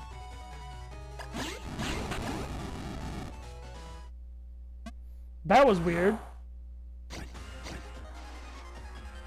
Oh no, there's empty spots. Just get good or bad. Let's see. Chance for Starfish. Edit in an Armadillo. Armadillo. Wait, hold on. Okay, so Starfish and Armadillo apparently.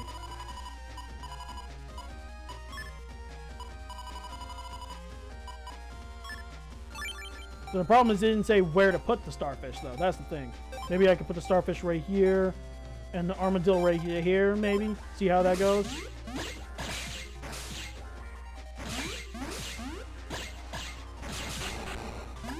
Ooh, I got lucky. That was pure luck there, because we were both evenly matched. Amazing. Well done. To commemorate your great virus busting skill, here's a gift. Get an L. Congratulations. There are other Mr. Progs that are different colors. You should try looking for them. Where are they? In some comp called Gas Can or something or another. Alright, let's see where that is, I believe. The oxygen tank / main computer room in the Sky Town. Oh, I know where that is. But we're doing good progress, though. Genuinely good progress.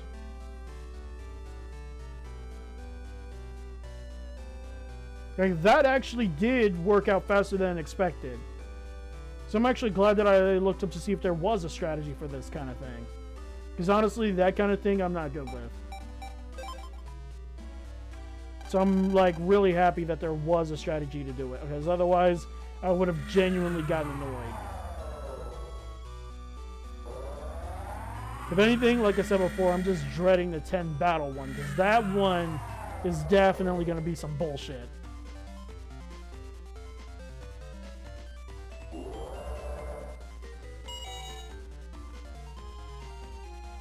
The fact that this is in 30,000 feet in the air, like, that's a hell no for me.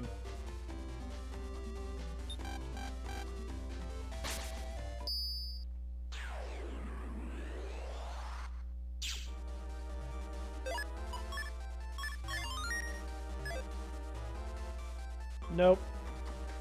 Oh, here you are. Now this one just looks straight piss yellow. I'm the Virus Battle Machine version 4.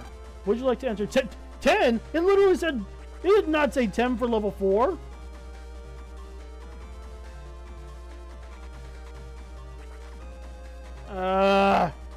This one's gonna be a pain.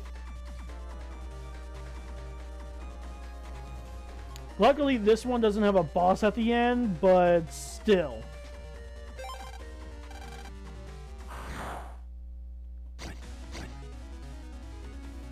And the first one is a pulse bulb. That's going to be annoying unless I use an armadillo for that. But I don't think that that's going to let that happen. Let's see. An annoying enemy who's subtle shard. So ignore him and focus on the fighter plane. Flies in a straight line through your area. Located series. Katank really starts to shine here. Just touching Katank deals 50 points of damage. So place it in line. Oh, so Katank is actually about to do its thing. Because apparently, when the thing touches Katank, it takes 50 contact damage. It takes 50 contact damage, not gives it. But you get my point. And apparently, if I add a starfish, it'll especially add that.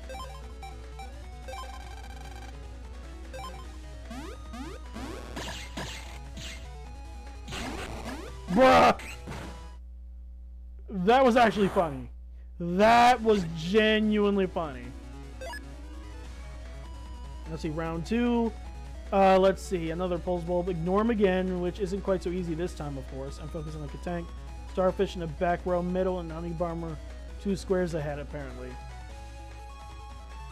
So, let's see, Starfish, Fish, and Honey Bomber. So, like this, apparently will do the trick, but we'll see. We'll see how this goes. Ooh, that is actually really good. Oh, that's bad, that's bad.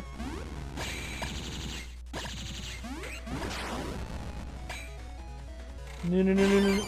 No! It literally said it would work!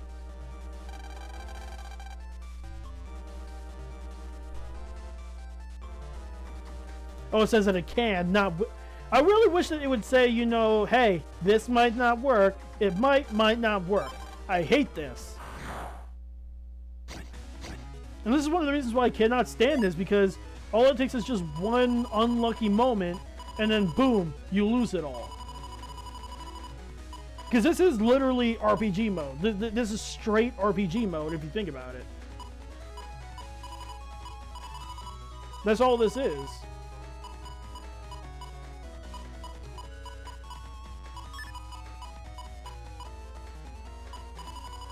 I hate it here, man.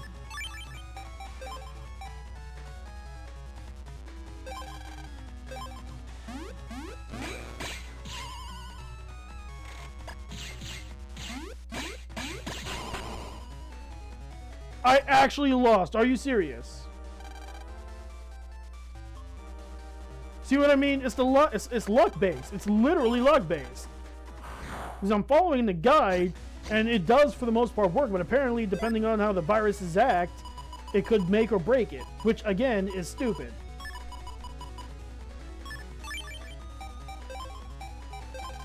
Yeah, last time it worked when I did it like this.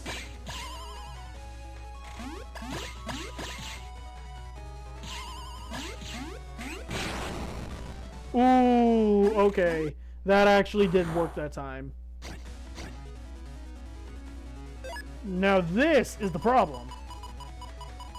Like, I wish there were version 3s, but then again, if they allow us to get version 3s, they would also give them version 3s as well. So it's like, so it's definitely something to keep in mind.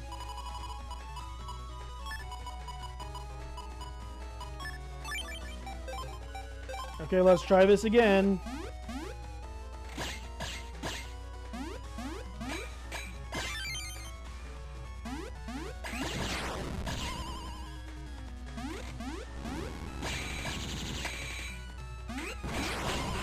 See? How? It's literally saying that it could work, but they literally say to ignore it. So it's like, which is it?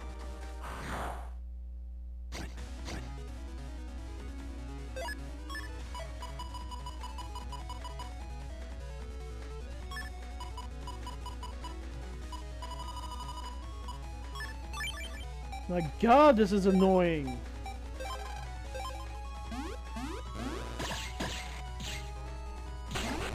See? Notice how easy that was this time around. It wasn't like, oh, close. It was genuinely easy. So let me go ahead and reread that.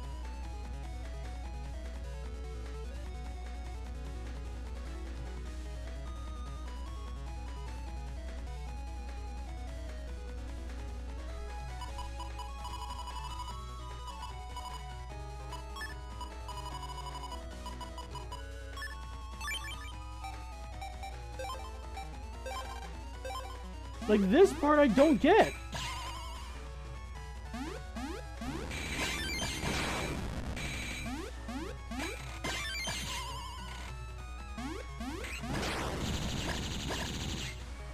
Like, this time it seems to be a much more closer fight. Except not!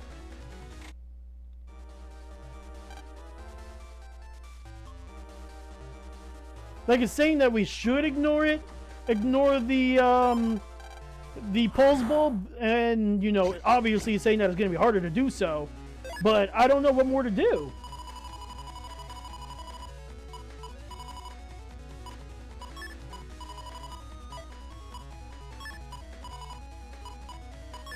Like, this one seems to work all, for the most part, okay.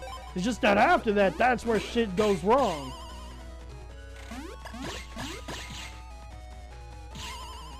Like this one, it actually looks like, okay, I was about to say it actually looks like this is not, it's not going to work. But again, what am I supposed to do here? What am I supposed to do here?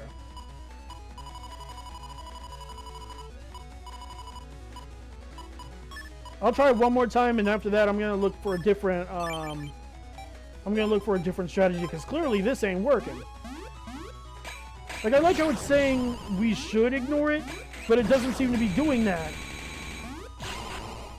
Like, that time, it just completely obliterated us because of the way how they were moving.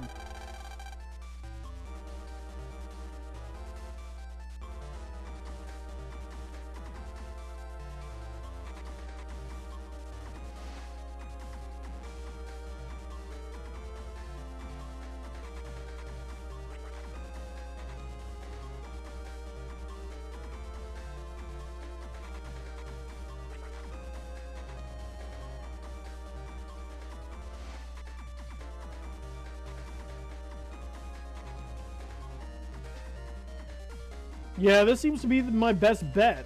Because otherwise it's not going to work.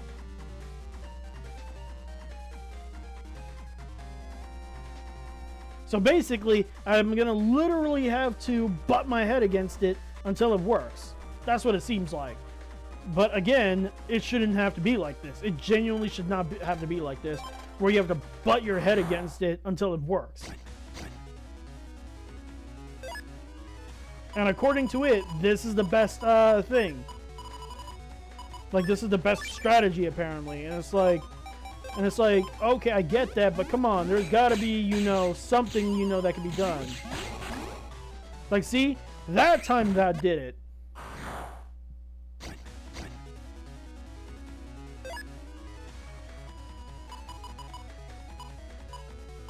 This time I'm gonna try the tank this time around, because clearly it ain't working.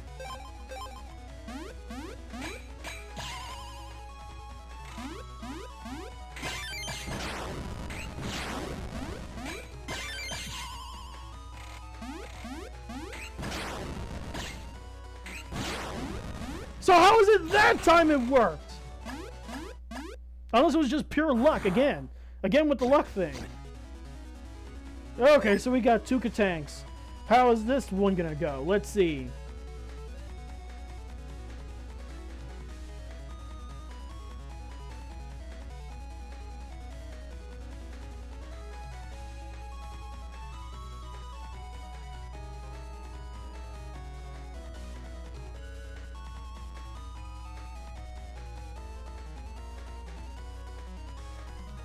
Okay, so it's saying that I could take a risk, but I'm not for that. No.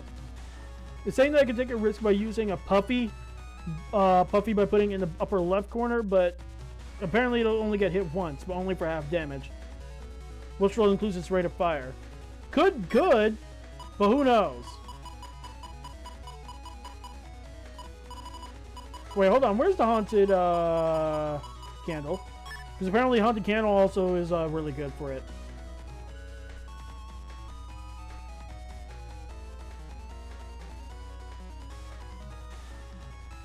Alright, let's try it. Let's see if that works.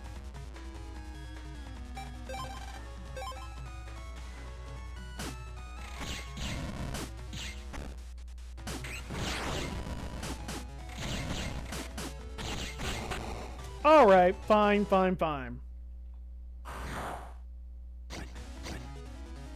Battle 4, we're almost halfway there. This one is saying Katank and place them on line with either of the planes and do the same for Starfish. Hey, thank you so much for the follow. Really appreciate it. La Gama, I believe that's how you say it. Really do appreciate the follow.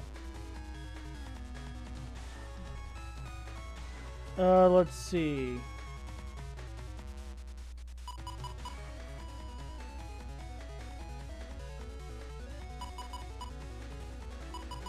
So apparently if we do a Katank and the Starfish strategy again, it'll work. So let's go ahead and give it that a try.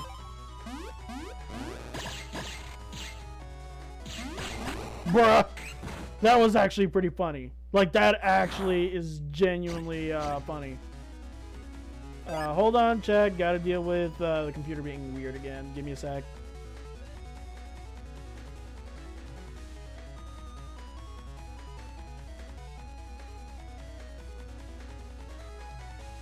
Okay, think that it's working fine now. And of course, there's now more pulse bulbs.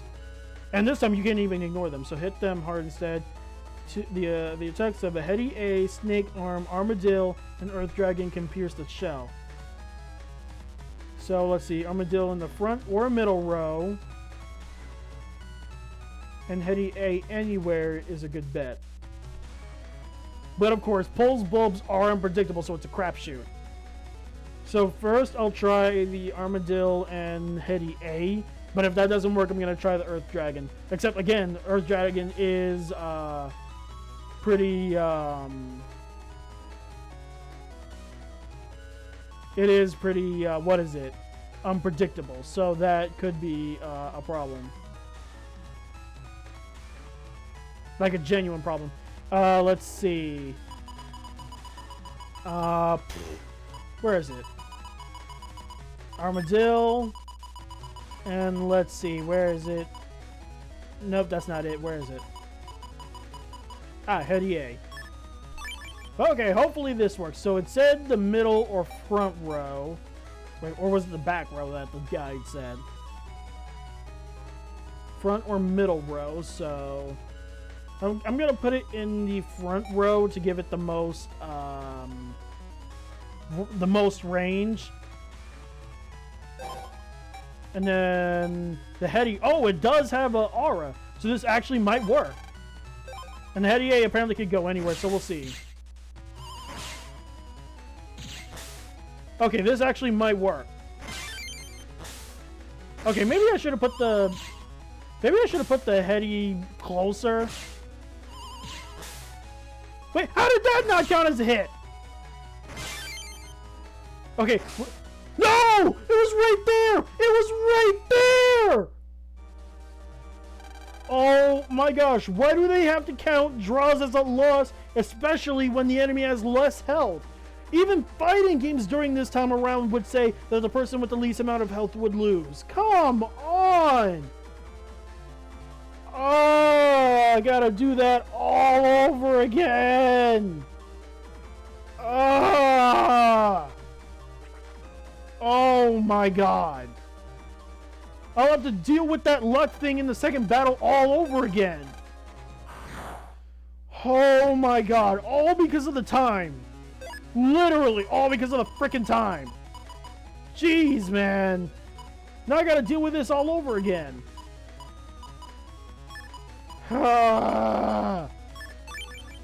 Like, genuinely would not recommend this to anybody because of how ridiculous it can be. Like, yeah, that one went fine because, you know, it seems to work most of the time. It's just this that tends to be the issue. And what worked apparently for me personally, is the Starfish and the Katank. With the Katank being in front right here, and the Starfish being in the back. The Starfish can tank, the Starfish's bubbles can tank most, if not all, the hits of the other Katank, of the enemy Katank. Like, watch. But that's the problem. That's the problem. See, notice, look at how my luck just decided to fuck me over. Until now. Like, that time I managed to do good. But last time it wasn't that bad. And this one, apparently, as long as I do the... Where is it? The pufferfish and the haunted candle, wherever that is. Give me a sec. If I put the pufferfish right here, and the haunted candle apparently can go anywhere, but obviously I'd rather keep it out of the way, so apparently this works. Except this one... Okay, see, now that it's working. See, that time it worked, except a little bit slower. And let's see. If I remember correctly, it's at a tank and the fish again. Because if we do it like this...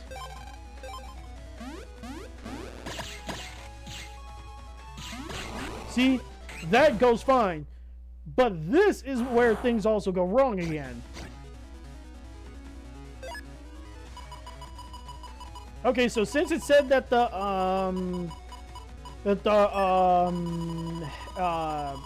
Heady A can go anywhere, I'm gonna just put it anywhere. Literally in the front. Maybe that'll do the trick.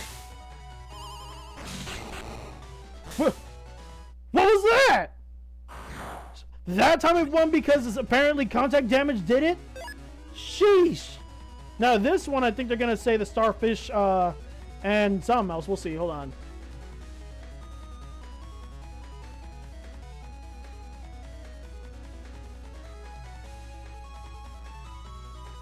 Middle row back and the Honey Bomber in the front left for best results, apparently. Apparently. I don't trust that because the honey bomber can get pushed back by the missile. Because that's the thing. The tanks can push you back when you get shot.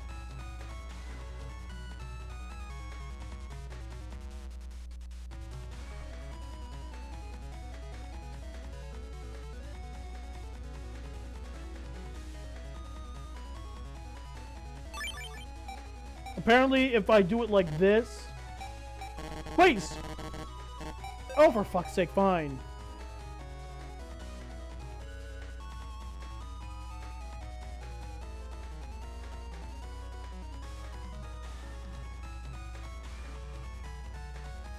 So apparently if I do it like this, this will work, supposedly.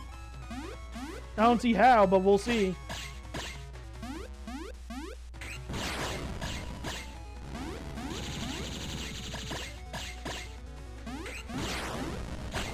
Alright, fine. Let me be more hopeful. Okay, so let's see.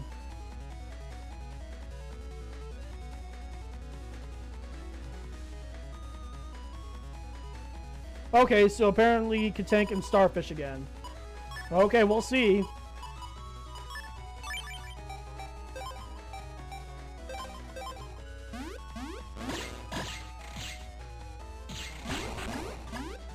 Damn, that's actually really funny. But we're not out of the woodwork yet. We still have 2 more fights to go.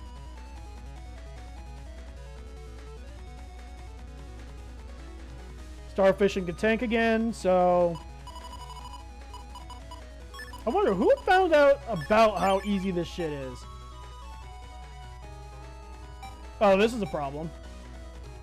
This could be a problem because it says it'll work out fine, but if I do this... But here's the thing, if the tank goes on these things, it'll push him back. So that's a problem.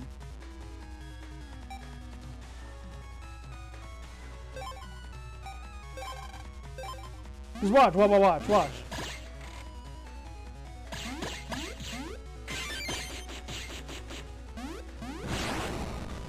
Okay, fine. I doubted.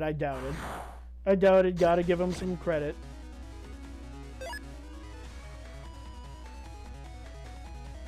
Let's see. For round 9 is the pulse bulb again, but apparently he can be ignored. So I'll put the tank and the starfish in line. So go ahead and let's do that.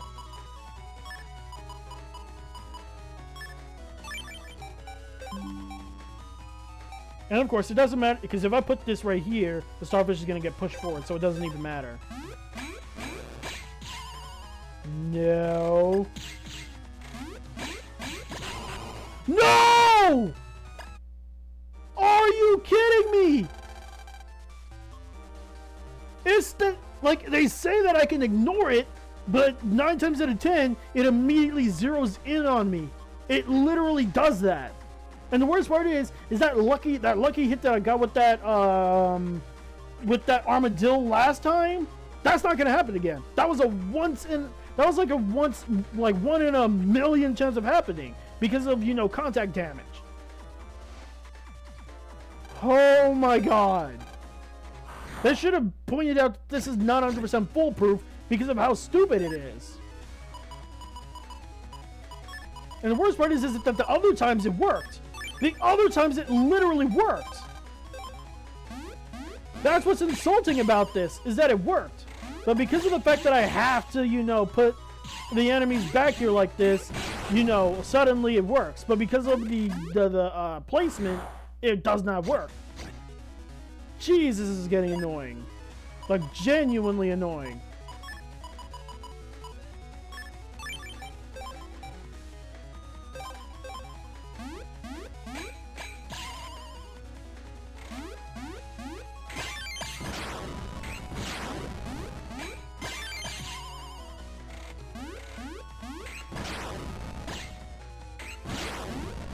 See, look at this. This literally makes it easier-ish. See? It's a close one, but it works. Works more than the bug one. Now, I believe this one is the one where we pull out the Deodon and the Haunted Candle. Oh, hey, Parasitics, what's up?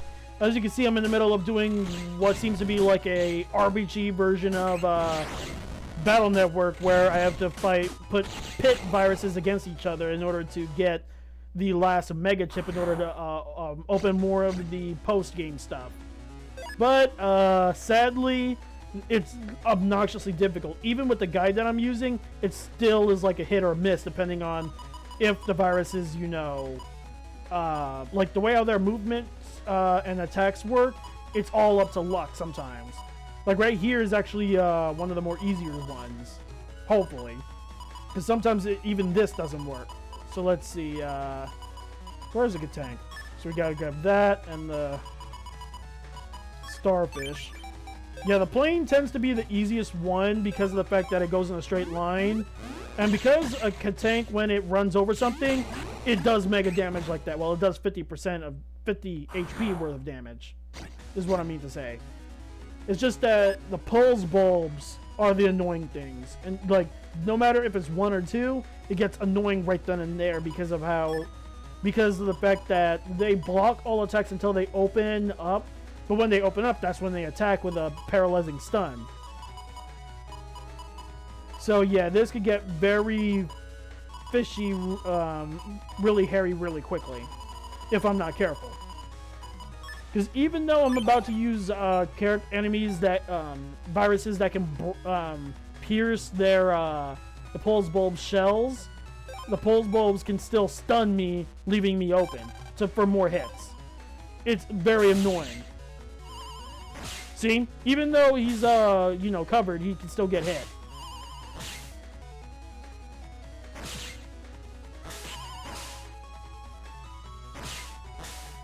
So I'm just hoping that this actually works. It seems it's gonna work.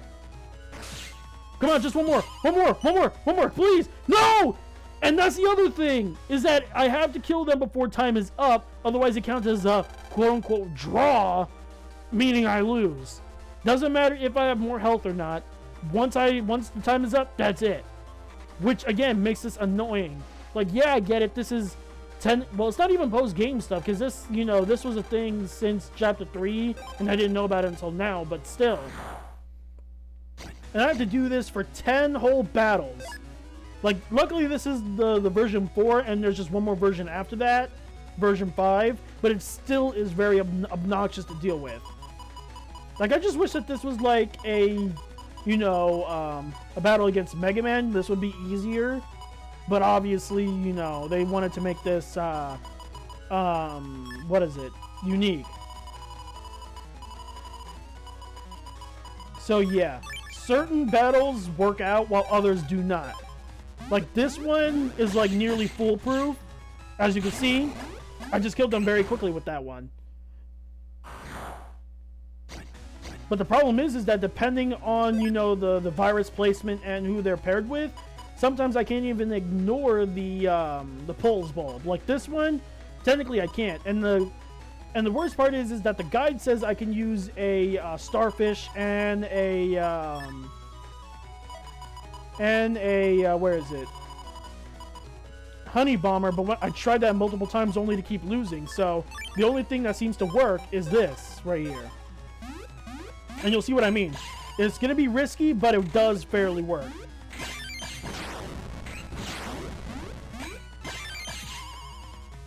Like, it's going to be close, but it does work.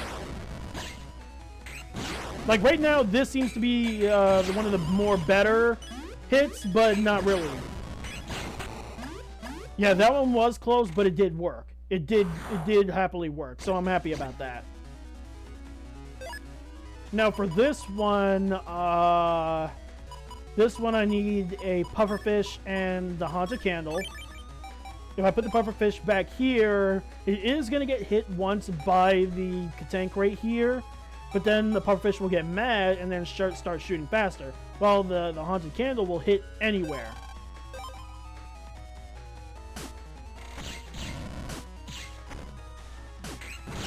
Like, watch, see? See? One of the more easier virus battles. But this is all where things start to fall apart. Well, not this one actually yet. You're about to see.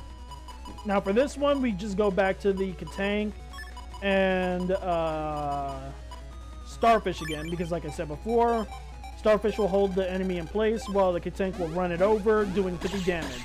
See? Just from that, which is huge. It's huge, but it doesn't always work for every single virus. Like this, it might not work.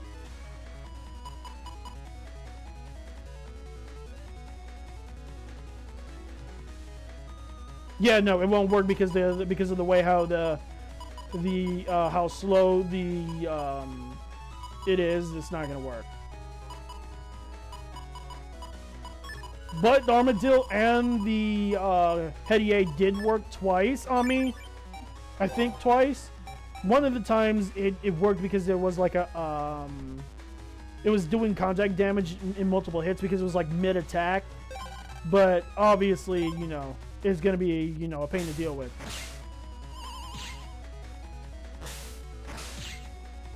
I just wish that when it rolls up against an enemy like that, it does multiple hits. I don't know what the Hedy is doing because the Hedy just doesn't want to work with us. And we ran out of time again. Fucking hell, man. What are we supposed to do with that?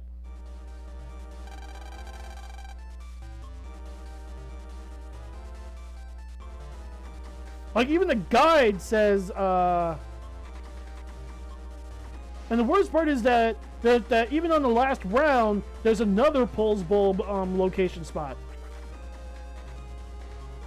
So let's see. The only other thing I can think of is maybe Snake Arm, but I don't even think I have Snake Arm because I'm pretty sure Snake Arm is locked behind Area 2. Area 2 of like where I need to go.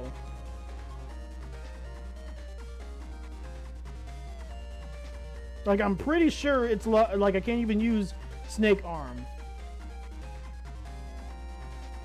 So maybe Earth Dragon will work, but I doubt it. I genuinely doubt it at this point.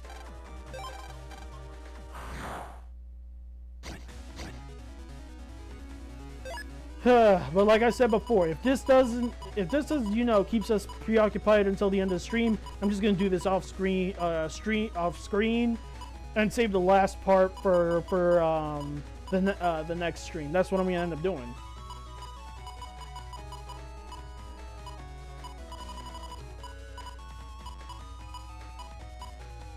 Like, I don't mean to sound so crabby right now, but it's like, you know, constantly doing this is getting annoying very quickly.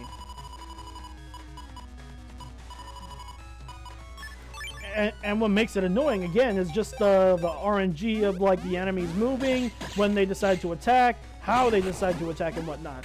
Certain parts, it doesn't matter because of the way how, you know, their AI moves, but it still is pretty obnoxious to deal with.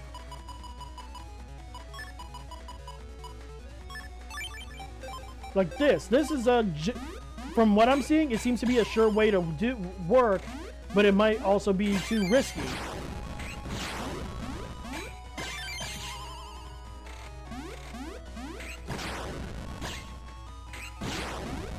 Like, see, this time it works perfectly. Like, it wasn't even close. So it's all about RNG. This last part is definitely not 100% RNG because, and the main reason why I say that is because sometimes the Haunted Candle will aim, like, it puts up fire in like a square formation like this, but like 2 fights ago, it did it in this formation, only aiming on this one instead of both. So it like depends on how the viruses want to attack too.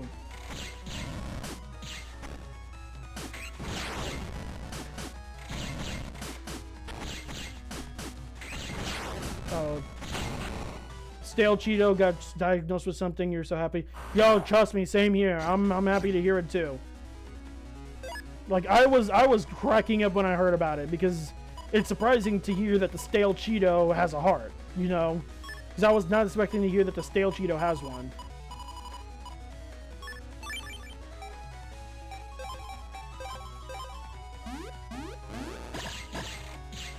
Well, that's the funny part about the Stale Cheeto is that the old, you know, mean old folk they hold on to life out of spite. Like, and that's the funny part. The good ones die young. Like, I can't remember. I don't even remember where that saying goes, but it's low-key true when it comes to this kind of stuff. The good ones die young, and then the shitty ones hold on to life out of pure spite. Yeah, and it's like, why? Well, it's not just why. It's because, the good ones they're just like, you know what? I've seen enough of the world. I'm out. That kind of thing. While the old ones are just like, I want to be selfish and stay alive and, make everybody miserable on purpose. And it's like, there's more, like, it costs literally nothing to be a kind person. Literally, it costs nothing to be kind to everybody. Just because we have different, like, and it doesn't matter if you have different views or not. It costs nothing to be kind. Literally. Doesn't matter if one person is Christian and one person is Jewish, one person is Muslim, one person is black, one person is white, one person is gay, one person is straight. Does not matter. They're, who they are, what they believe in and whatnot. It costs nothing to be kind. Unless, of course, they're, unless, of course, they're aligned with, I can't say his name because I'm pretty sure Twitch will ban me for saying it, but unless they're followers of, Mr. Mustache Guy. I'm hoping y'all know who I'm talking about when I say Mustache Guy. A certain mustached individual that was, like, really evil. Yeah, like, unless they follow him or are, bigots or are, pedos, then that's a different story. But outside of that, it costs nothing to be kind to each other. Let's see. So let's try something different. I'll try the armadillo again, because it did say armadillo seems to be the main one. But then let's try the earth dragon. Where is it? I would use the nightmare, but nightmare can't break. Is not a break type of virus. Let's see. Where is it? Where is it? Ah, come on! Damn it! Fine, earth dragon, and I can't even use Heady A either? Which is it? Oh boy, so it doesn't matter. Depending on who I choose, it's one or the other. And the worst part is if I use one of the other ones, it might not work. Yeah, Quakers can't pierce, even though it should. Yeah, this is bad. This is real bad.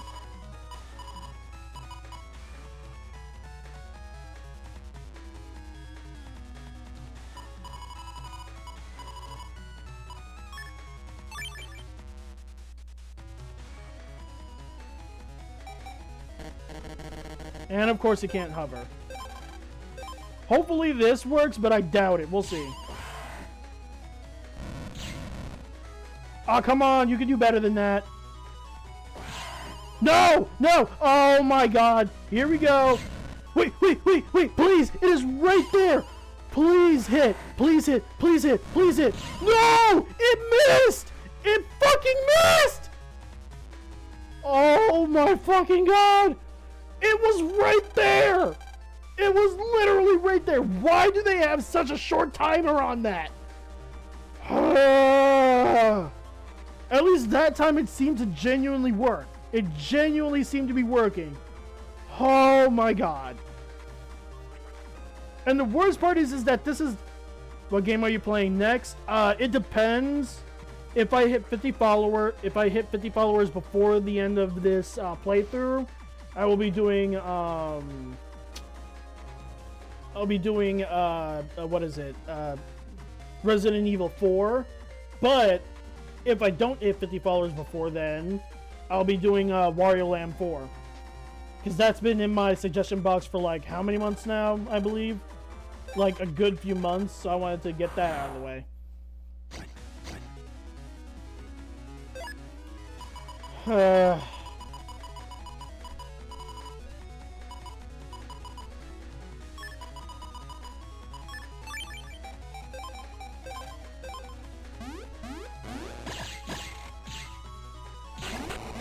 See, why is it that some viruses are just so easy to beat?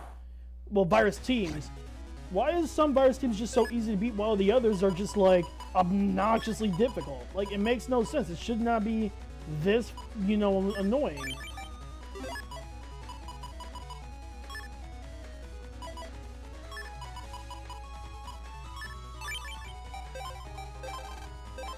Like, I like how it said that I should put the honey bomber right here. Nah, fam. I'm putting a tank here because that seems to be the best one. Like, see? How is it that the pulse bolt was just moving back and forth like that? That's pure RNG right there. That time it just decided it didn't want to attack me. God, this mode is so, like, it's not even a mode. This side thing that I'm doing is just ugh. And the worst part is that I can't even ignore it if I want to continue with the post game. Sheesh, man, this is frustrating, man. Where's Haunted Candle at? Right here. Man. And the worst part is that, you know, you do want to use elemental weaknesses to your advantage. Problem is, though, is that it doesn't always work.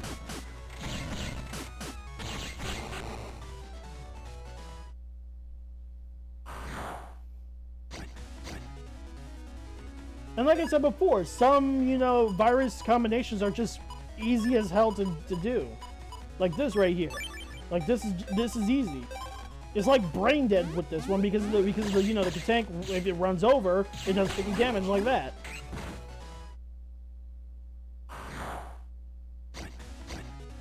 But this is where I always end up failing. Like most of the time.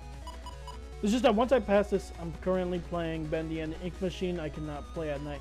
Oh, I don't blame you at all. Bendy and the Ink Machine is hella scary. Oh, and the Dark Revival. Isn't it the sequel to it? Because I have yet to actually look at, you know, someone play the sequel. Because I didn't even know that there was a sequel, funny enough.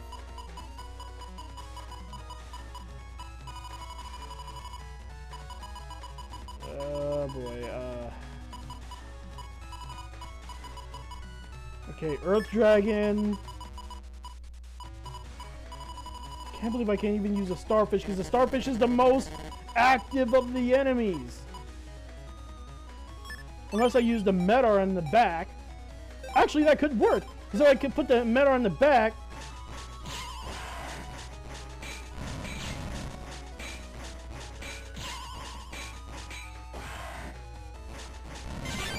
Oh, that was perfect! That was perfect! It's fun though, I'm just getting to the part where the ink demon starts coming for you though. Sounds about right. Okay, now let's see for the Katanks again. I forget what I'm supposed to do with the Katanks. Give me a sec. This one is Katank, so let's see.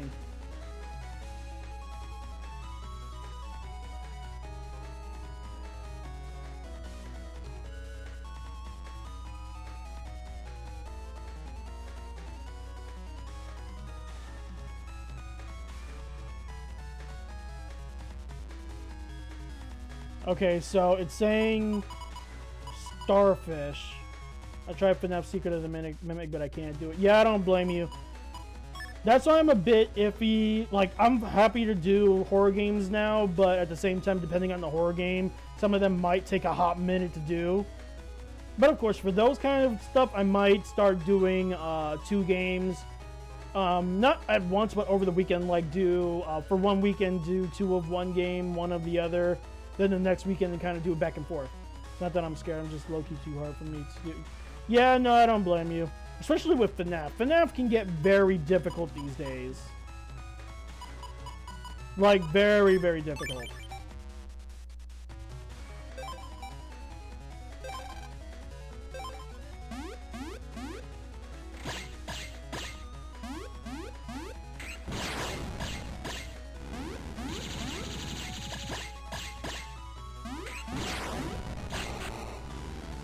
Okay, so that one was relatively alright.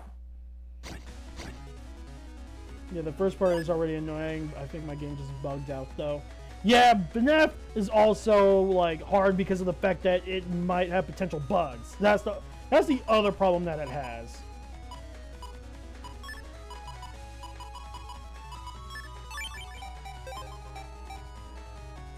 Like, that's the only other problem that it has, is the fact that, you know, it might have bugs. Well, not just might.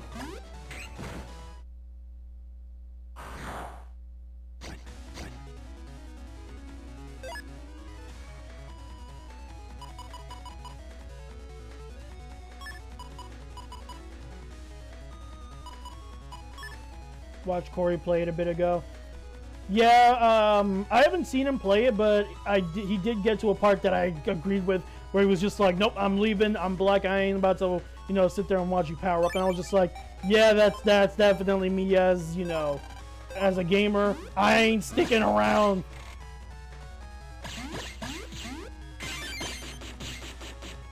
Okay, this might be close. No, nope. That was actually perfect. That was perfect.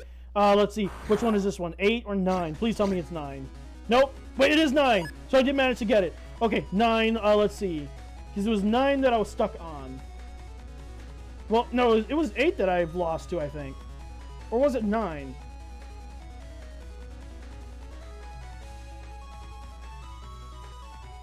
Okay. Okay, so it's Sankatank and Starfish, but we'll see.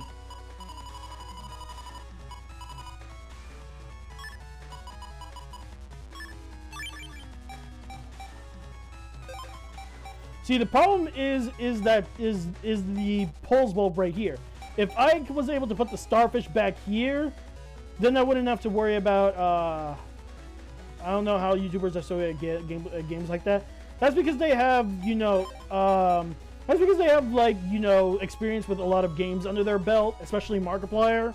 So they definitely have some, you know, good stuff. They definitely have some good, you know, playability. Ooh, is this it? Is this it? Please tell me this is it. Please! Yes! Yes! Okay. Okay. Oh no, pulse bulbs again! Come on, give me a break with the damn things! And I like how the guy still says Hetty and Armadillo is your best bet. Nope! Wait, let me check something. Earth Dragon and Madar again. Okay, so Madar is not a good idea because of the fact that, you know, it's not gonna be stuck, you know, aiming. But I'll try it. Hopefully it works, but I am scared out of my mind right now. Okay, this might work. This might actually work. Okay, it might not work. Oh,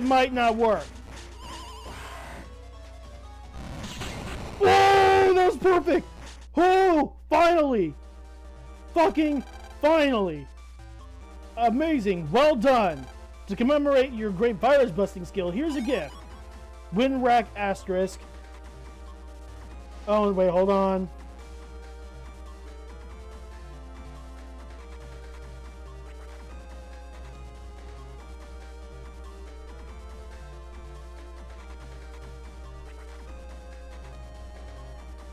Windrack Asterisk. So that's another chip that we ended up getting. Especially Asterisk is really good.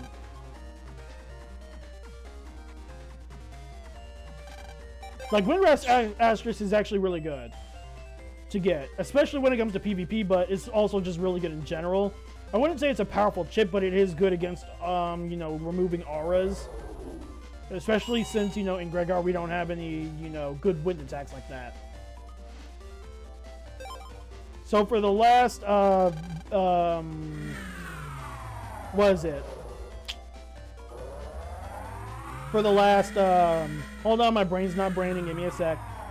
For the last Virus Battler area, it's in Central Area 3.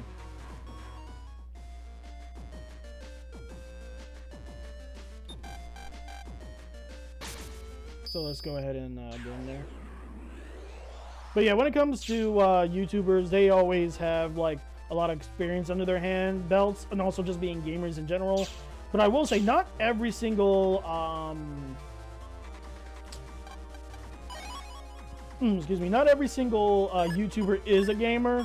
Like, perfect example is Markiplier admitted that, you know, when he started, you know, playing video games for YouTube, he kind of stopped playing video games in his spare time, which is definitely understandable because, you know, one doesn't want to burn themselves out on video games like that. For me, I still play video games in my spare time, but what I do is that I play games that either A, I know I'm not going to stream ever, or I stream it way later, and so I don't burn myself out. Wait, hold on. I think it is in Central Area 3, or was it Central Area 1?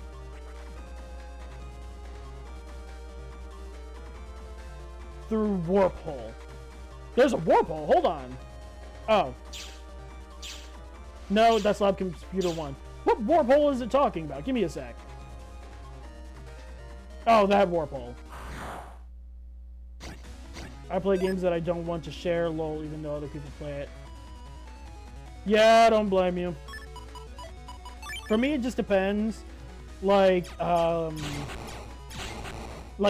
roguelites, I'm not going to do a playthrough of because of how, you know, much time and effort that's going to take. I say as I'm literally playing a game that, you know, has a lot of time and effort. Like right now, I'm playing, you know, Battle Network, which, you know, doing the post game does take a lot of time and effort. But the only reason why I was doing 6 first is because 6 was said to be the easiest one, save for the fact that, you know, the virus battler situation is, you know, annoying.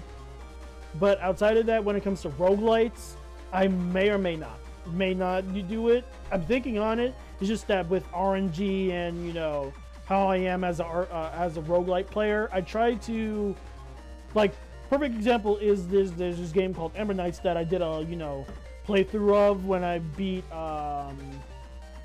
one of another game that I streamed a long while back. I did a quick run on that just to show how the game works. My main thing with that game is that I'm trying to get all the upgrades, like get enough in-game money to get all the upgrades. And I still haven't done that yet. I'm still working on it. I just haven't gotten all of them yet. And I play that game fairly often. So yeah, that's kind of the situation on that part. I'm the Virus Battle Machine version 5. You're a virus battler, correct? Would you like to enter 10 consecutive virus battles again? Yes. With the last one being a whole ass. For me, it's literally just Yakuza games.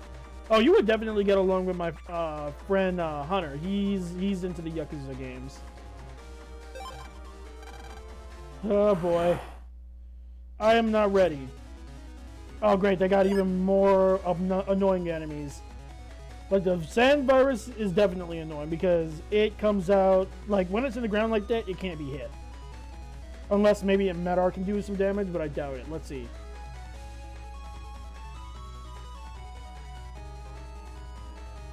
Sorty busy with the honey bomber while Katank draws at the snake arm. Okay, so basically, like they didn't play anything. A lot of people started with Pirate Yakuza like they didn't play anything else. I mean, I don't know much about Yakuza like that, so I can't really say much about it. I mean, I have thought about playing it. It's just that I haven't had a chance to, like, you know, check it out yet.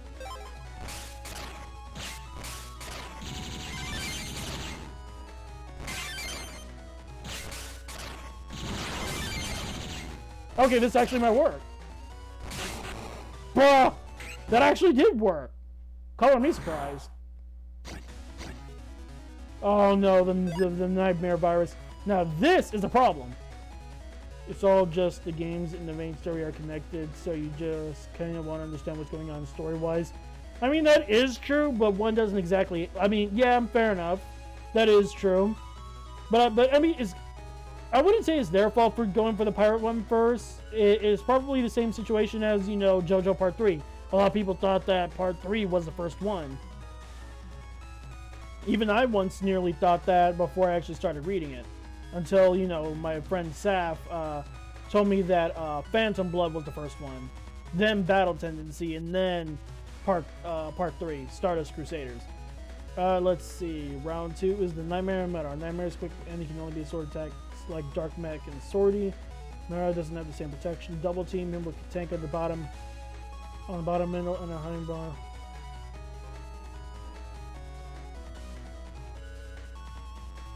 So basically, if I continuously hit the Medar and ignore the nightmare, it seemingly will work, but we'll see. Yeah, I don't care much about it. I just hope to go back to understand what's going on and take care about the story. Yeah, I'm that way with games. Like, I'll try to follow the story, but if I mess up, I'll go back. It's just a really good series. Yeah, Hunter definitely has told me that many times about how good it is, so eventually I will give it a try. It's just that I haven't had a chance to yet. I haven't had a chance yet because of money, and also my backlog of games is already big enough as is. Like, I'm not even joking. My backlog of games is huge. Bruh! That was actually hilarious. But I don't want to get too... Oh, no. I hate the mech sword. I hate those things. Because this could go really wrong, really quack. Usually one of the hardest battles you can face. I call bullshit. The pulse bulbs are the hardest ones. And MC, Majima, and Pirate Yakuza is like a complex character. Oh yeah, I do like complex characters in gaming. Like, the more complex they are, the cooler they are to me. So I definitely like the idea of that. Let's see. Easily one of the hardest battles you can face. Wiping out most of the weaker teams easily. Honey Bomber is your friend, but don't let that stop you from putting it out in front to take a couple of hits for the team, of course. Back him up with an indirect attacker like Starfish or Hot Candle. So Starfish or Hot Candle. Haunted Candle, not Hot Candle. So let's see. Honey Bomber and either Haunted Candle, which does an attack of 50, or what was it? Or Starfish, one of the two. Starfish would be a good idea, but at the same time, it might not. Actually, hold on. Let me check something real quick. Let me do something with the Starfish. Because the Starfish is a more quick attacker. So hold on. Starfish. He's my favorite video game character in general. Lol, I'm obsessed with him. Hopefully. I mean, hey, it's okay to be unhealthily obsessed with him. I mean, for me, I wouldn't say it's unhealthy on my end, but I am obsessed with Megaman Xero. Like, he's actually the reason why my name is Xero, although I go by X with Xero. Like, Megaman is one of my biggest hyperfixations. It's just that Xero specifically I love. Because Xero was, technically speaking, Xero was my very first Mega Man character that I knew about. Technically, it was Battle Network because of my cousin, but I didn't know who Mega Man was yet. Like, I had Mega Man action figures and whatnot, and the PET, it's just that it did not click for me mentally for whatever reason. I don't know how it didn't click for me that was Mega Man, but, you know. Yakuza is mine, and my friends would get tired of me talking about... Oh, trust me, my friends used to be tired of me talking about Mega Man as well, but they jokingly shit on me about it, like how I jokingly shit on Saf for being obsessed with, well, I don't shit on Saf for being obsessed with, Mother, but I do be like, had Mother this, Mother that kind of thing. Where is the Starfish? Give me a sec. Oh, there it is. Okay, so it said to put him in the front. So what happens if I put it like this? Because who's Mother? Oh, it's just, oh, Earthbound. Earthbound. It's just that we call it Mother because Saf is like really obsessed with the Japanese version. Well, she's obsessed with Earthbound overall. She just calls it Mother. More so Mother 3 specifically when she's talking about that one, because she's obsessed with the third game especially.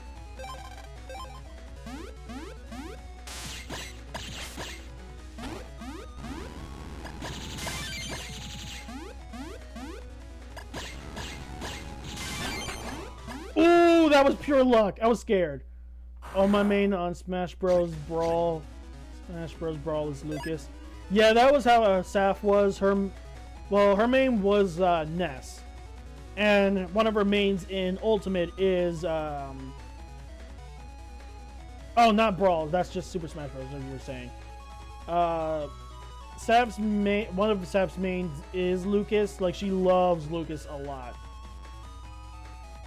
To the point where she's actually made some mods on her 3DS to give Lucas. It was either to bring Lucas in for the Smash 3DS or mod his look to like make him look like Lucas's brother. Funny enough. Let's see. Tank and the Dragon. Another hard battle, but not as hard as the last one.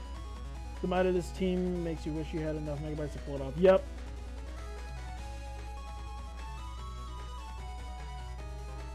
Upper right corner with 3 bubbles. Someone else like Puffy provide backup cover. Cover the tank.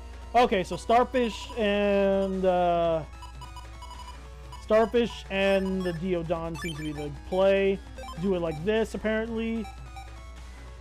I mean, I could technically put it in the back in order to quickly. Mr. Shashbo's head, you can change Lucas's color to look like a swing. Yeah, I was about to point that out. No, let's see. Should I put it in the back? That's the question. I'll try putting it in the back, see how that goes.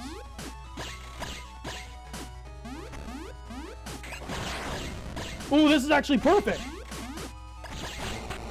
Ooh, that was actually easy. Oh, all those floors are cracked. That's not good. That is not good. Because even viruses can break panels like that when they move. Not as arbitrary. That Pulse Bulb resists a lot of damage. Yep. But he can't resist Heady A's attack. Plus, while Pulse Bulbs are busy attacking Heady A's attack immune body, the head can hit twice, but that's, you know, only lucky. Be rough, but Heady A isn't strong enough to get it done. Bottom left. So Heady A and Starfish apparently.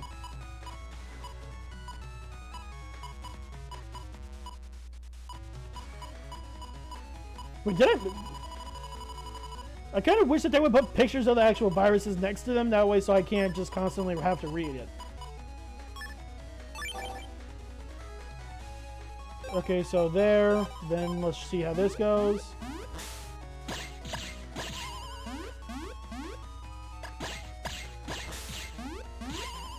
Ooh, this actually might work. It actually worked! Holy shit! Okay, Battle 6. We're doing so good right now. Like, so good.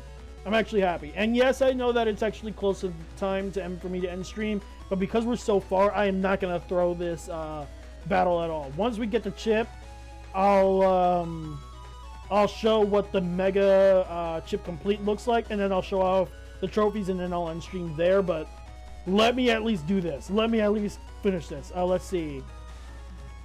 Fighter plane number. Okay, so for this one, we bring out a Katank and the Starfish again.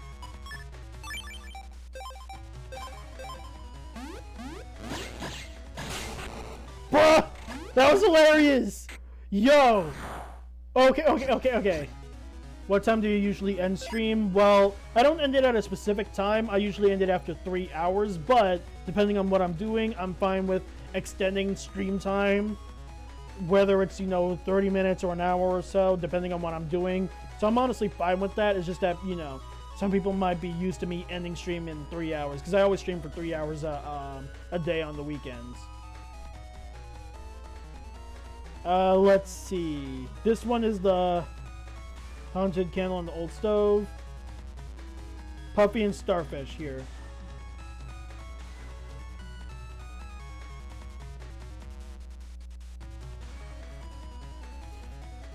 Huh, so, wait.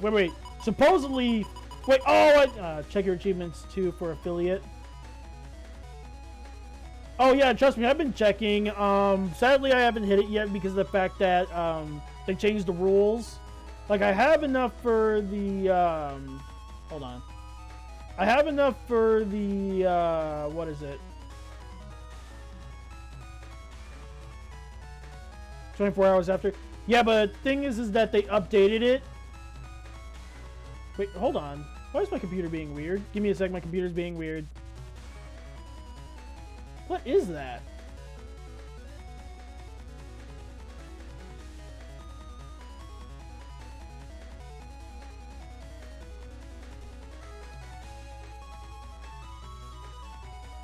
Okay, I don't know what that is. But basically, they updated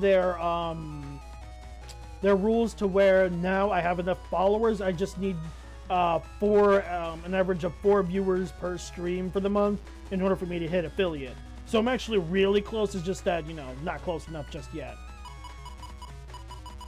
Let's see, I need fan. I guess this is one of the times where now I wish that I had gotten the fan virus.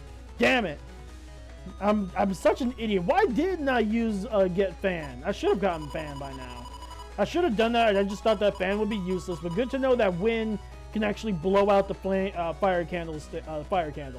Should have kept that in mind, but it is what it is.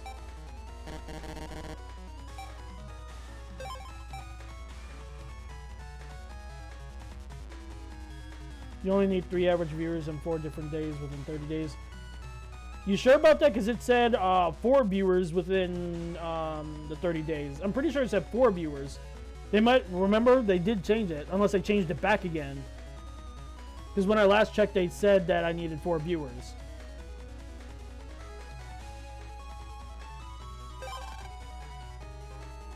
Okay, hopefully this does the trick. Okay, it did work. Good.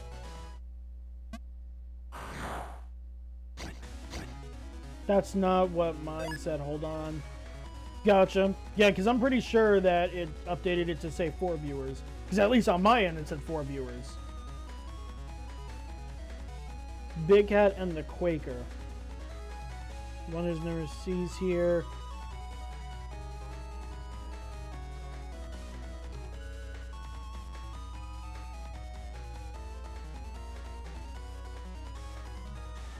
But I don't have the win box. I am so screwed. Like this could really do me dirty because I don't have the win and I have to grind for that. I'll tell you, if I lose this one, I'm just gonna have to grind for the win box off screen in order to do this because that is disheartening if I actually fail because I did not get the win box. No, it says stream on 4 different days within 30 days and get 3 average viewers. Huh. I guess I might have mixed up the 4 and the 3. That's what I think I did. I might have mixed it up. I might have to double check it again on my end because I'm pretty sure that's not the case. Like, hold on. Let me check it real quick, actually, right now. Because I actually have the time to do that.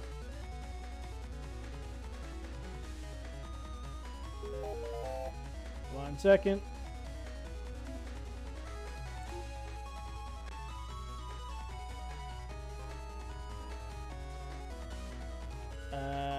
Let's see. Your dashboard.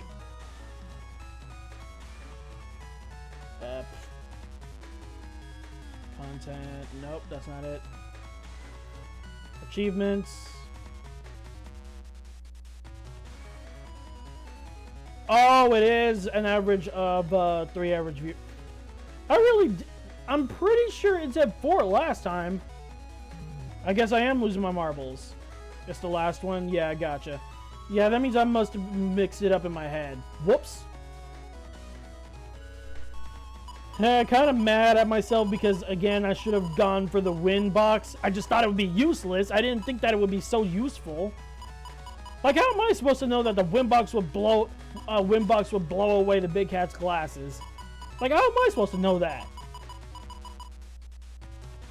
So now I have to play, you know, safe. Like, this could really do me dirty.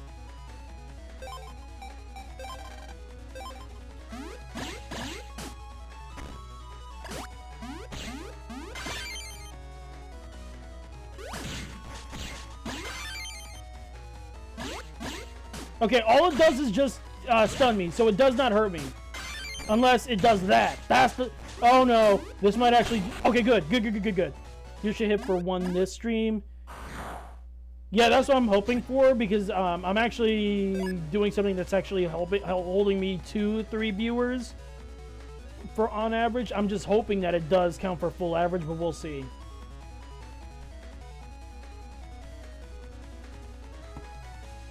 Okay, so this is the second to last battle, I believe. Let's see. The champion. Yep, second to last battle. This battle is the likes of which you haven't seen. Let's see. Starfish in the middle back, and Puffy right above it for a 2-second victory. So Pufferfish again, and Starfish. I straight up grinded by streaming every day to get it. Don't look at the emails I sent you because I learned that is off. Sadly, I can't do streaming every day because of my work hours. Because of my work hours and whatnot. Because of my work hours and the way how my schedule is, I can't do it at all. I can't do it on Monday through Thursday. On Fridays I can, but not on Monday to Thursday. On Mondays I work from 1 to 7. Then on Tuesdays through Thursdays is when I work from 8 to Unemployment Life. Oof, I'm sorry. On Tuesdays through Thursdays, I work from 8 a.m. to 7 p.m. And then on Fridays, I work from 8 a.m. to 12 p.m. So that's the reason why I can't do it. I used to be able to stream like every other day, not every single day, because I wanted to give myself some breaks. But I was able to do it I think I did it every Wednesday, Thursday, Friday, and Saturday and Sunday, I think. But that was at my old job because I used to work only morning shift from 6 to 2. But because of my new job's hours, can't really do it. So I can only do it on weekends. Let's see. So it said the pufferfish, starfish in the middle back, and the pufferfish right above it. Okay. Oh, right, because the champy can't do anything when champy can't float. That makes sense. Okay. Okay. Here we go. Here we go. The big fight. The fact that they have viruses fighting a boss. Like, woof. You actually fight Blastman, 400 HP and all. Fortunately, it's not as hopeless or even as hard as it might seem. So, Starfish and Honey Bomber. Wait, that's risky! Honey Bomber is weak to... Honey Bombers are weak to fire! What are you talking about? Please tell me that there's an alternative.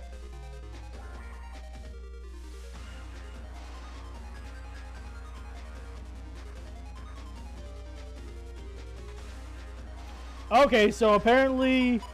Okay. Hopefully this works, but Starfish and the Honey Bomber. I don't know how this is gonna work, but apparently if I do it like this, I believe. Let's see, hold on, let me double check it.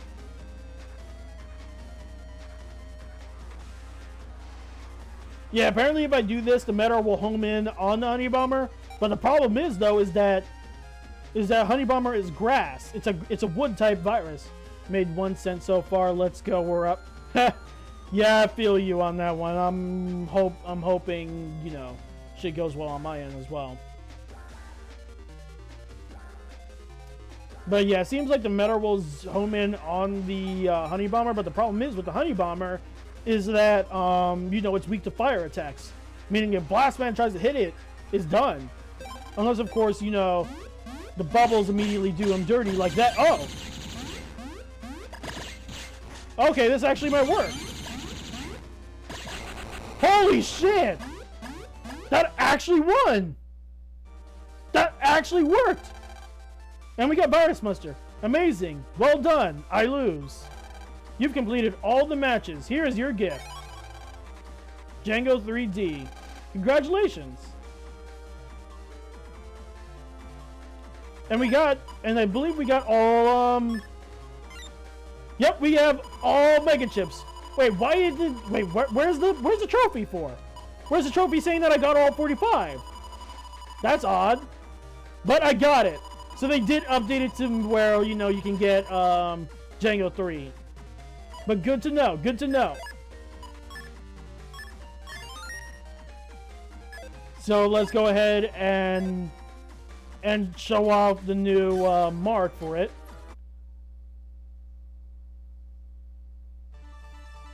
And there we go. Mega Chip completion.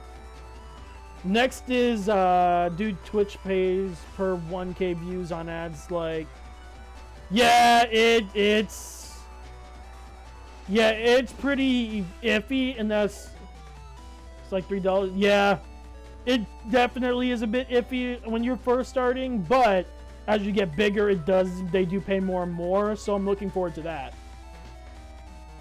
Because Saf actually gets paid fairly. Yeah. Hey, can you blame? Yeah, I was about to say, because Saf gets paid fairly well because she has at least 500 followers and like I think she usually gets like 10 viewers per stream usually. I think I could be wrong, but anyways, yeah. So we have the mega chip completion, and I believe after this is where we have to do standard chips or giga chips, one of the two. But let me go ahead and show off the trophies that I got. You must be tired. Why don't you take a quick break? I'm about to in a minute, Mega Man, because I am tired after doing all those freaking virus battles.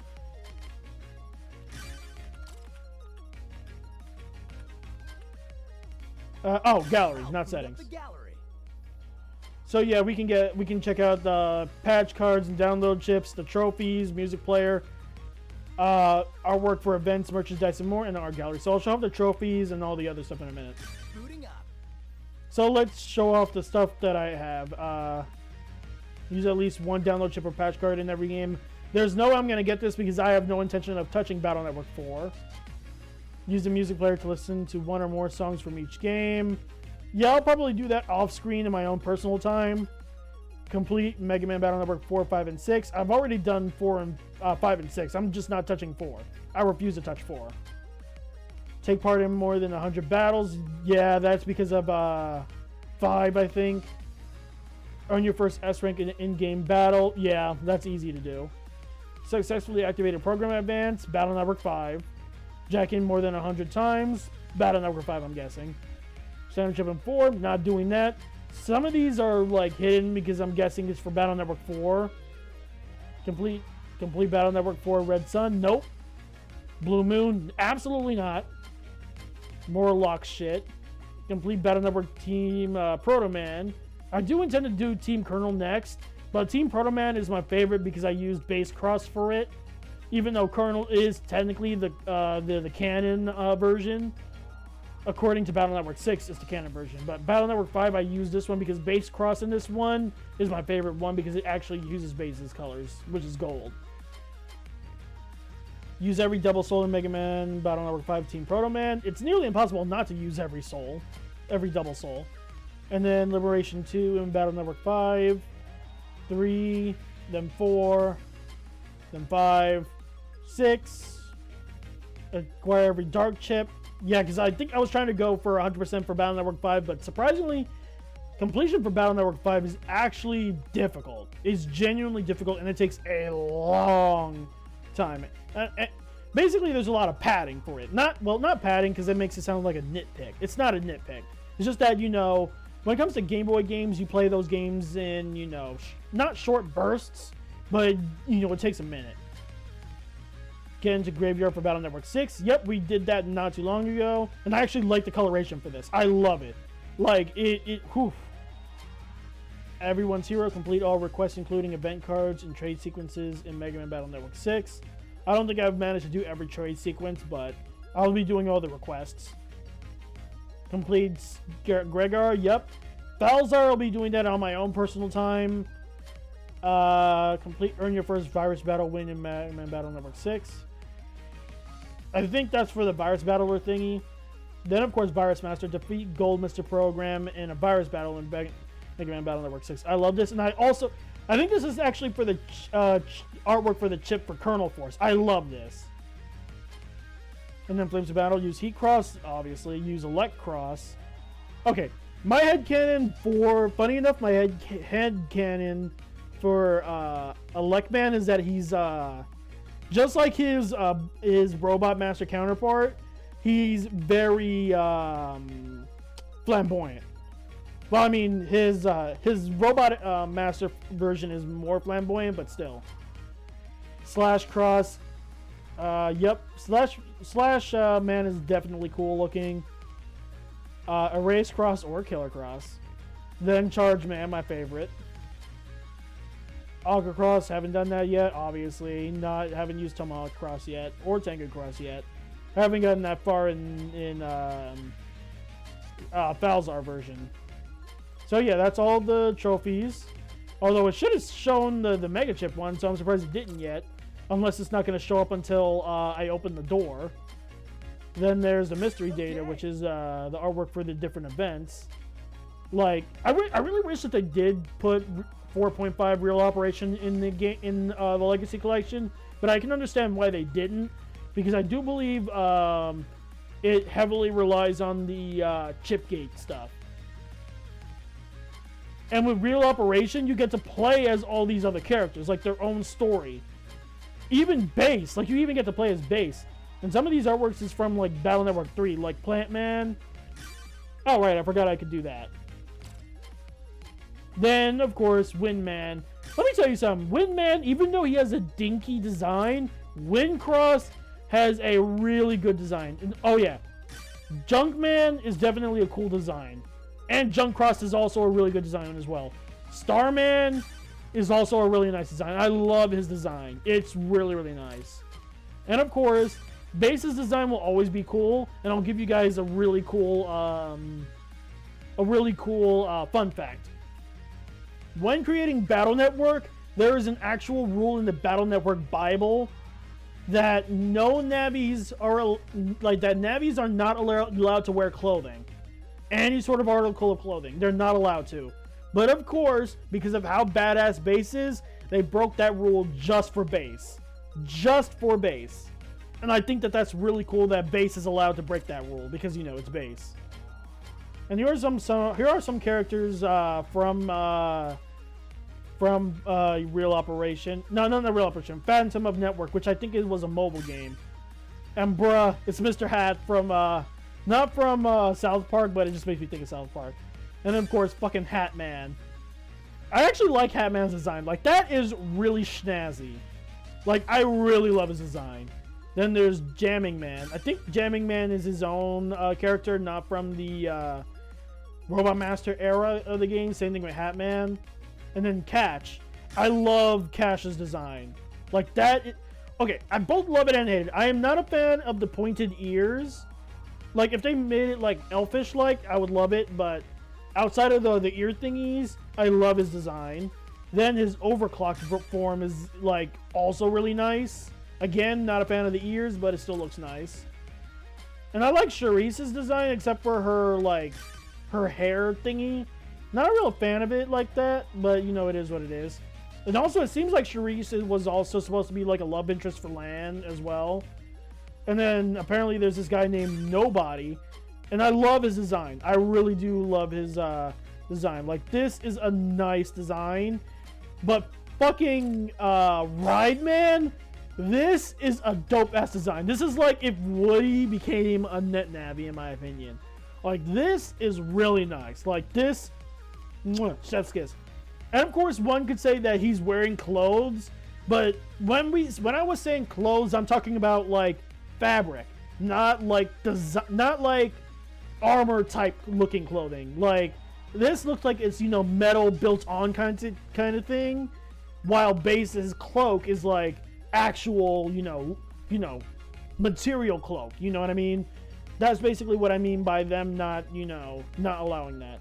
And also, this is the first time that we actually see an actual gun in Battle Network, even if it's not, you know, the direct Battle Network games. All other guns are like cannons or in the anime, they call it a laser blast. They usually use cannon or Vulcans. Like, there's no actual guns. Then there's Reverse. Like, Reverse makes me think of Flame Highnard from Battle Network 7. Ugh. Don't get me started with Battle Network 7. No, speaking of, not Battle Network 7, Megaman X7. Speaking of X7, if I get to affiliate, I will play that game. I won't 100% it because I value my sanity, but I will play X7. I will do it, even though I hate that game. So yeah, just putting that out there. And the Trojan Horse. I really wish that they would have put this in an actual in like the main Battle Network game because a Trojan horse is a virus. So the fact that it's, you know, looks like something badass like this, like I wish this was in one of the main games, you know? Okay. Also, this is just for art. So they're allowed to break the rule for the art, but just not for in the game itself. So just pointing that out. Just Mega Man in pajamas is like really cute, so I do think that that's actually cute. Same thing with all the other characters, and I love how like all the characters are with, you know, their operators. Like that is really nice. I still wish we could have fought Glide. Like that would be nice to see Glide use like fancy ass chips and whatnot, but we'll never see that. Then of course, then there's concept art and merch art of like all the different roles of the series, like classic role, 7 role. Well, there's 2 versions of classic roles. I think one of them is for Mega Man Powered Up, I believe, and then the other one is like from either the comics or Battle Network, not Battle Network, Mega Man 7, and then of course then there's Battle Network, and then roll from the Legend games. Then of course here comes Battle Network with the backgrounds for the different games. Then of course here comes more of like the net operators from 5, including Regal and his guys or whatever. Oh, and that looks really nice. That's actually some really nice artwork. And then of course, oh yeah, Jasmine was apparently another love interest for Lan, apparently. So that's actually really funny. I love how they make Lan's dad all goofy and stuff. I love that. And I'm guessing in this one it's supposed to be Lan's mom upset at Lan's grades or something like that, I think. Then of course, funny enough, in the, like, it's actually canon that Meilu is apparently like considered to be really pretty in the at their school apparently. Like even in the anime, Dex would hit on Meilu a lot. Like it was actually really funny. Oh yeah. Dex is a product of his time. That's all I'm gonna say. And then of course, are there more games after this? Yes and no. There's no more Battle Network games. Technically. Well, no, there's no more Battle Network games after 6. There are the Star Force.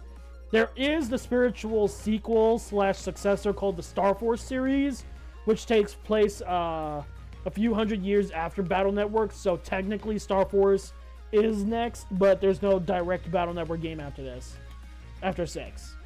And this is Shuko. She has really bad luck trying to help her brother get to college and whatnot, and she has like really bad luck overall, and it's you know, sucks.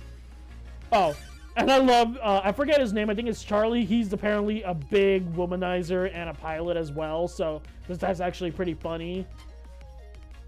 Oh, and this is actually showing the back, like this actually is artwork showing more backstory between Mr. Mock and Beryl, because during that time, Beryl and Mock were in the army, and they were like combat. Well, no. Well, they weren't in the army. It was Beryl that was in the army. Well, Beryl's father, but Beryl and Mock were like fighting rivals. They were martial arts rivals. So I actually love this. And then of course there goes the 2 twins, you know, just being goofy and smiling and whatnot. Also, as a kid, when I watched the anime, kinda, I don't fully remember the anime like that. I've always wanted Lan's shoes. Like, I've always wanted to be able to just click on the roller skates and just roller skate and whatnot. Sadly, can't do that. I'm not sure where the pandas are coming from, but, you know, eh. My guess is that it's probably from, my guess is that it's for, let's see. Phantom of, I guess, the Phantom of Thingy or whatever. Oh, April Fool's art. Oh, this is actually Luna Platts, the girl with the drill hair. She's from Star Force. She's actually the love interest for the main character in that game. So yeah, she's a love interest, but as for whether or not the main character chooses her or not, that part I can't say, because I don't think it's ever been confirmed. Then, of course, more LAN and the 15th anniversary stuff, more concept art and badges and stuff. And then, of course, here comes the Legacy Collection promo art. I actually had this as my phone's background thing, but I switched that out for Omega from Megaman 03. And of course, the patch cards and download chips. These are just all the different chips that you can download and whatnot from like 4, 5, and then 6. For 4, I'm not sure what it does. Oh, that's kind of broken. Some of this stuff can actually let you maintain specific forms. Like, actually keep it. Like, that's actually really cool. Oh, and this is what Junk Soul looks like, by the way. Junk Soul's design, oh, I love it. Same thing with Metal Soul. Metal Soul's design is, like, really nice. But also, Wind Soul is also nicely designed as well. Now, if I just say which... And also, Fire Soul and Roll Soul are also nice. But if in my opinion, the soul that's the most dinkiest looking between Thunder Soul and Wood Soul, I have to say Wood Soul is the most dinkiest looking one in my opinion. It's genuinely dinky in my opinion. I mean, I'm pretty sure it hits hard, but it just looks eh. Then of course, then there's character cards and whatnot, you know, blah, from like Battle Network 3 and whatnot. Then there's the download chips, which gives you pre-powered G, which is actually a really powerful chip. And then Duo. I'm not going to explain who Duo is. Hold on, I didn't mean to do that. Wait. Okay. I meant to scroll over to Battle Network 5. The patch cards for this one, it gives you, like I said, the patch cards give you different effects and whatnot. Like, for example, this one automatically gives you float shoes. And if you, you know... If you charge up your Buster, it makes you invisible, kind of like Shadow style or Ninja style in Battle Network 3. It's kind of like that, but of course at the cost of losing 80 HP. So it's kind of like one of those. It's like these cards make you powerful, but also has a drawback depending on what it is. Like charge shot, stun. But of course, this one gives you the battle HP bug, which is ass in my opinion. I don't like HP bugs. Now, hold on. There's a specific... Hold on. Where is it? I don't think it's going to be in the patch cards here, unless... Hold on. Okay, nope. It's... I think it's the item cards, I think. No, it's not the item cards. Ah, special cards. This is where, you know, Battle Network 5 especially shines. Because originally, the only way how you could do this is by getting Battle Network 5 and, like, doing some sort of Japan-only event. So you were technically locked out of this. Or, here's the big or you get the Game Boy version again. You take the Game Boy version again, beat base XX or whatever, get the base emblem, and then you get Double Team DS for the DS. Put Double Team DS in, then put Battle Network 5 Game Boy in the cartridge slot for the DS, specifically the original DS or the DS Lite, because that's the only way you could do it. The game will recognize that through the Game Boy slot and give you Base Cross. That was the only other way you could get Base Cross outside of Japan until the Legacy Collection, where all you have to do is just activate the special cards. And what this does is that in Proto Man and Colonel, this gives you Base Cross Mega Man, and depending on the version, you either get gold or silver. So for Proto Man, this is my favorite one. The gold version, it gives you Shooting Buster, and what this does is that when you try to shoot with the Mega Buster, it does like a 3-shot spread that homes in on enemies. And what I mean by that is that if there's like 3 enemies and you shoot the Buster, it'll hit all 3 enemies if they're like all in a row, if you know what I mean. Not in a row behind each other, but like in a row next to each other. It'll also give you plus 200 HP and, like I said, the Triple Buster. But what the Shooting Buster does is that when you charge it, it does like a machine gun kind of thing. Like it'll shoot that enemy multiple times in a row, and it's very powerful that way. Or if it's like multiple enemies, it'll hit each enemy. So it's kind of like that. But of course, you do lose 2 Mega Chips in your Mega Folder as the drawback. Now, as for Team Colonel, it gives you Silver Mega Man. Oh, by the way, you do get Super Armor as Gold Mega Man, which means you don't flinch, which I like as well. While Colonel, it gives you Float Shoes, which allows you to stand on the panels without being affected. Meaning if you step on a Swamp Poison panel, you will not get an HP bug. This one, when you shoot, normally, you'll still get the triple buster, like Gold Mega Man. But here's the thing: when you charge up the shot, he'll do this attack that's called Hell's Rolling, which is actually one of Base's main attacks, where he sends like this purple disc down the row, and it'll like cut through an enemy. But here's the thing: if an enemy is in the back row, it'll actually hit multiple times before disappearing. So it's actually really good for enemies in the back. This one gives you plus 20% HP, but you still lose the Mega Folder too. You still lose the ability to hold 5 Mega Chips in your folder. So yeah, there's that. I mean, obviously there's others like giving you. I think this is supposed to be a hub, based off of hub style. Yeah, it's hub style. This is based off of hub style from Battle Network 2 and onwards. And the gist about hub style is that, sadly, you can only get hub style like in post game or late game in Battle Network 2, and that's for Battle Network 3. I think it's the same thing, but it's broken. Hub style is low-key broken, but not really. It doubles your attack, gives you custom +3, gives you an extra Giga chip to put in your folder, and an extra 2 more Mega Chips in your folder. But it cuts your HP by 50%, by half. So it's powerful, but not. It's powerful, but it's risky, because if you had like 1,000 HP, you only have 500 HP to make up for it, basically making you somewhat of a glass cannon.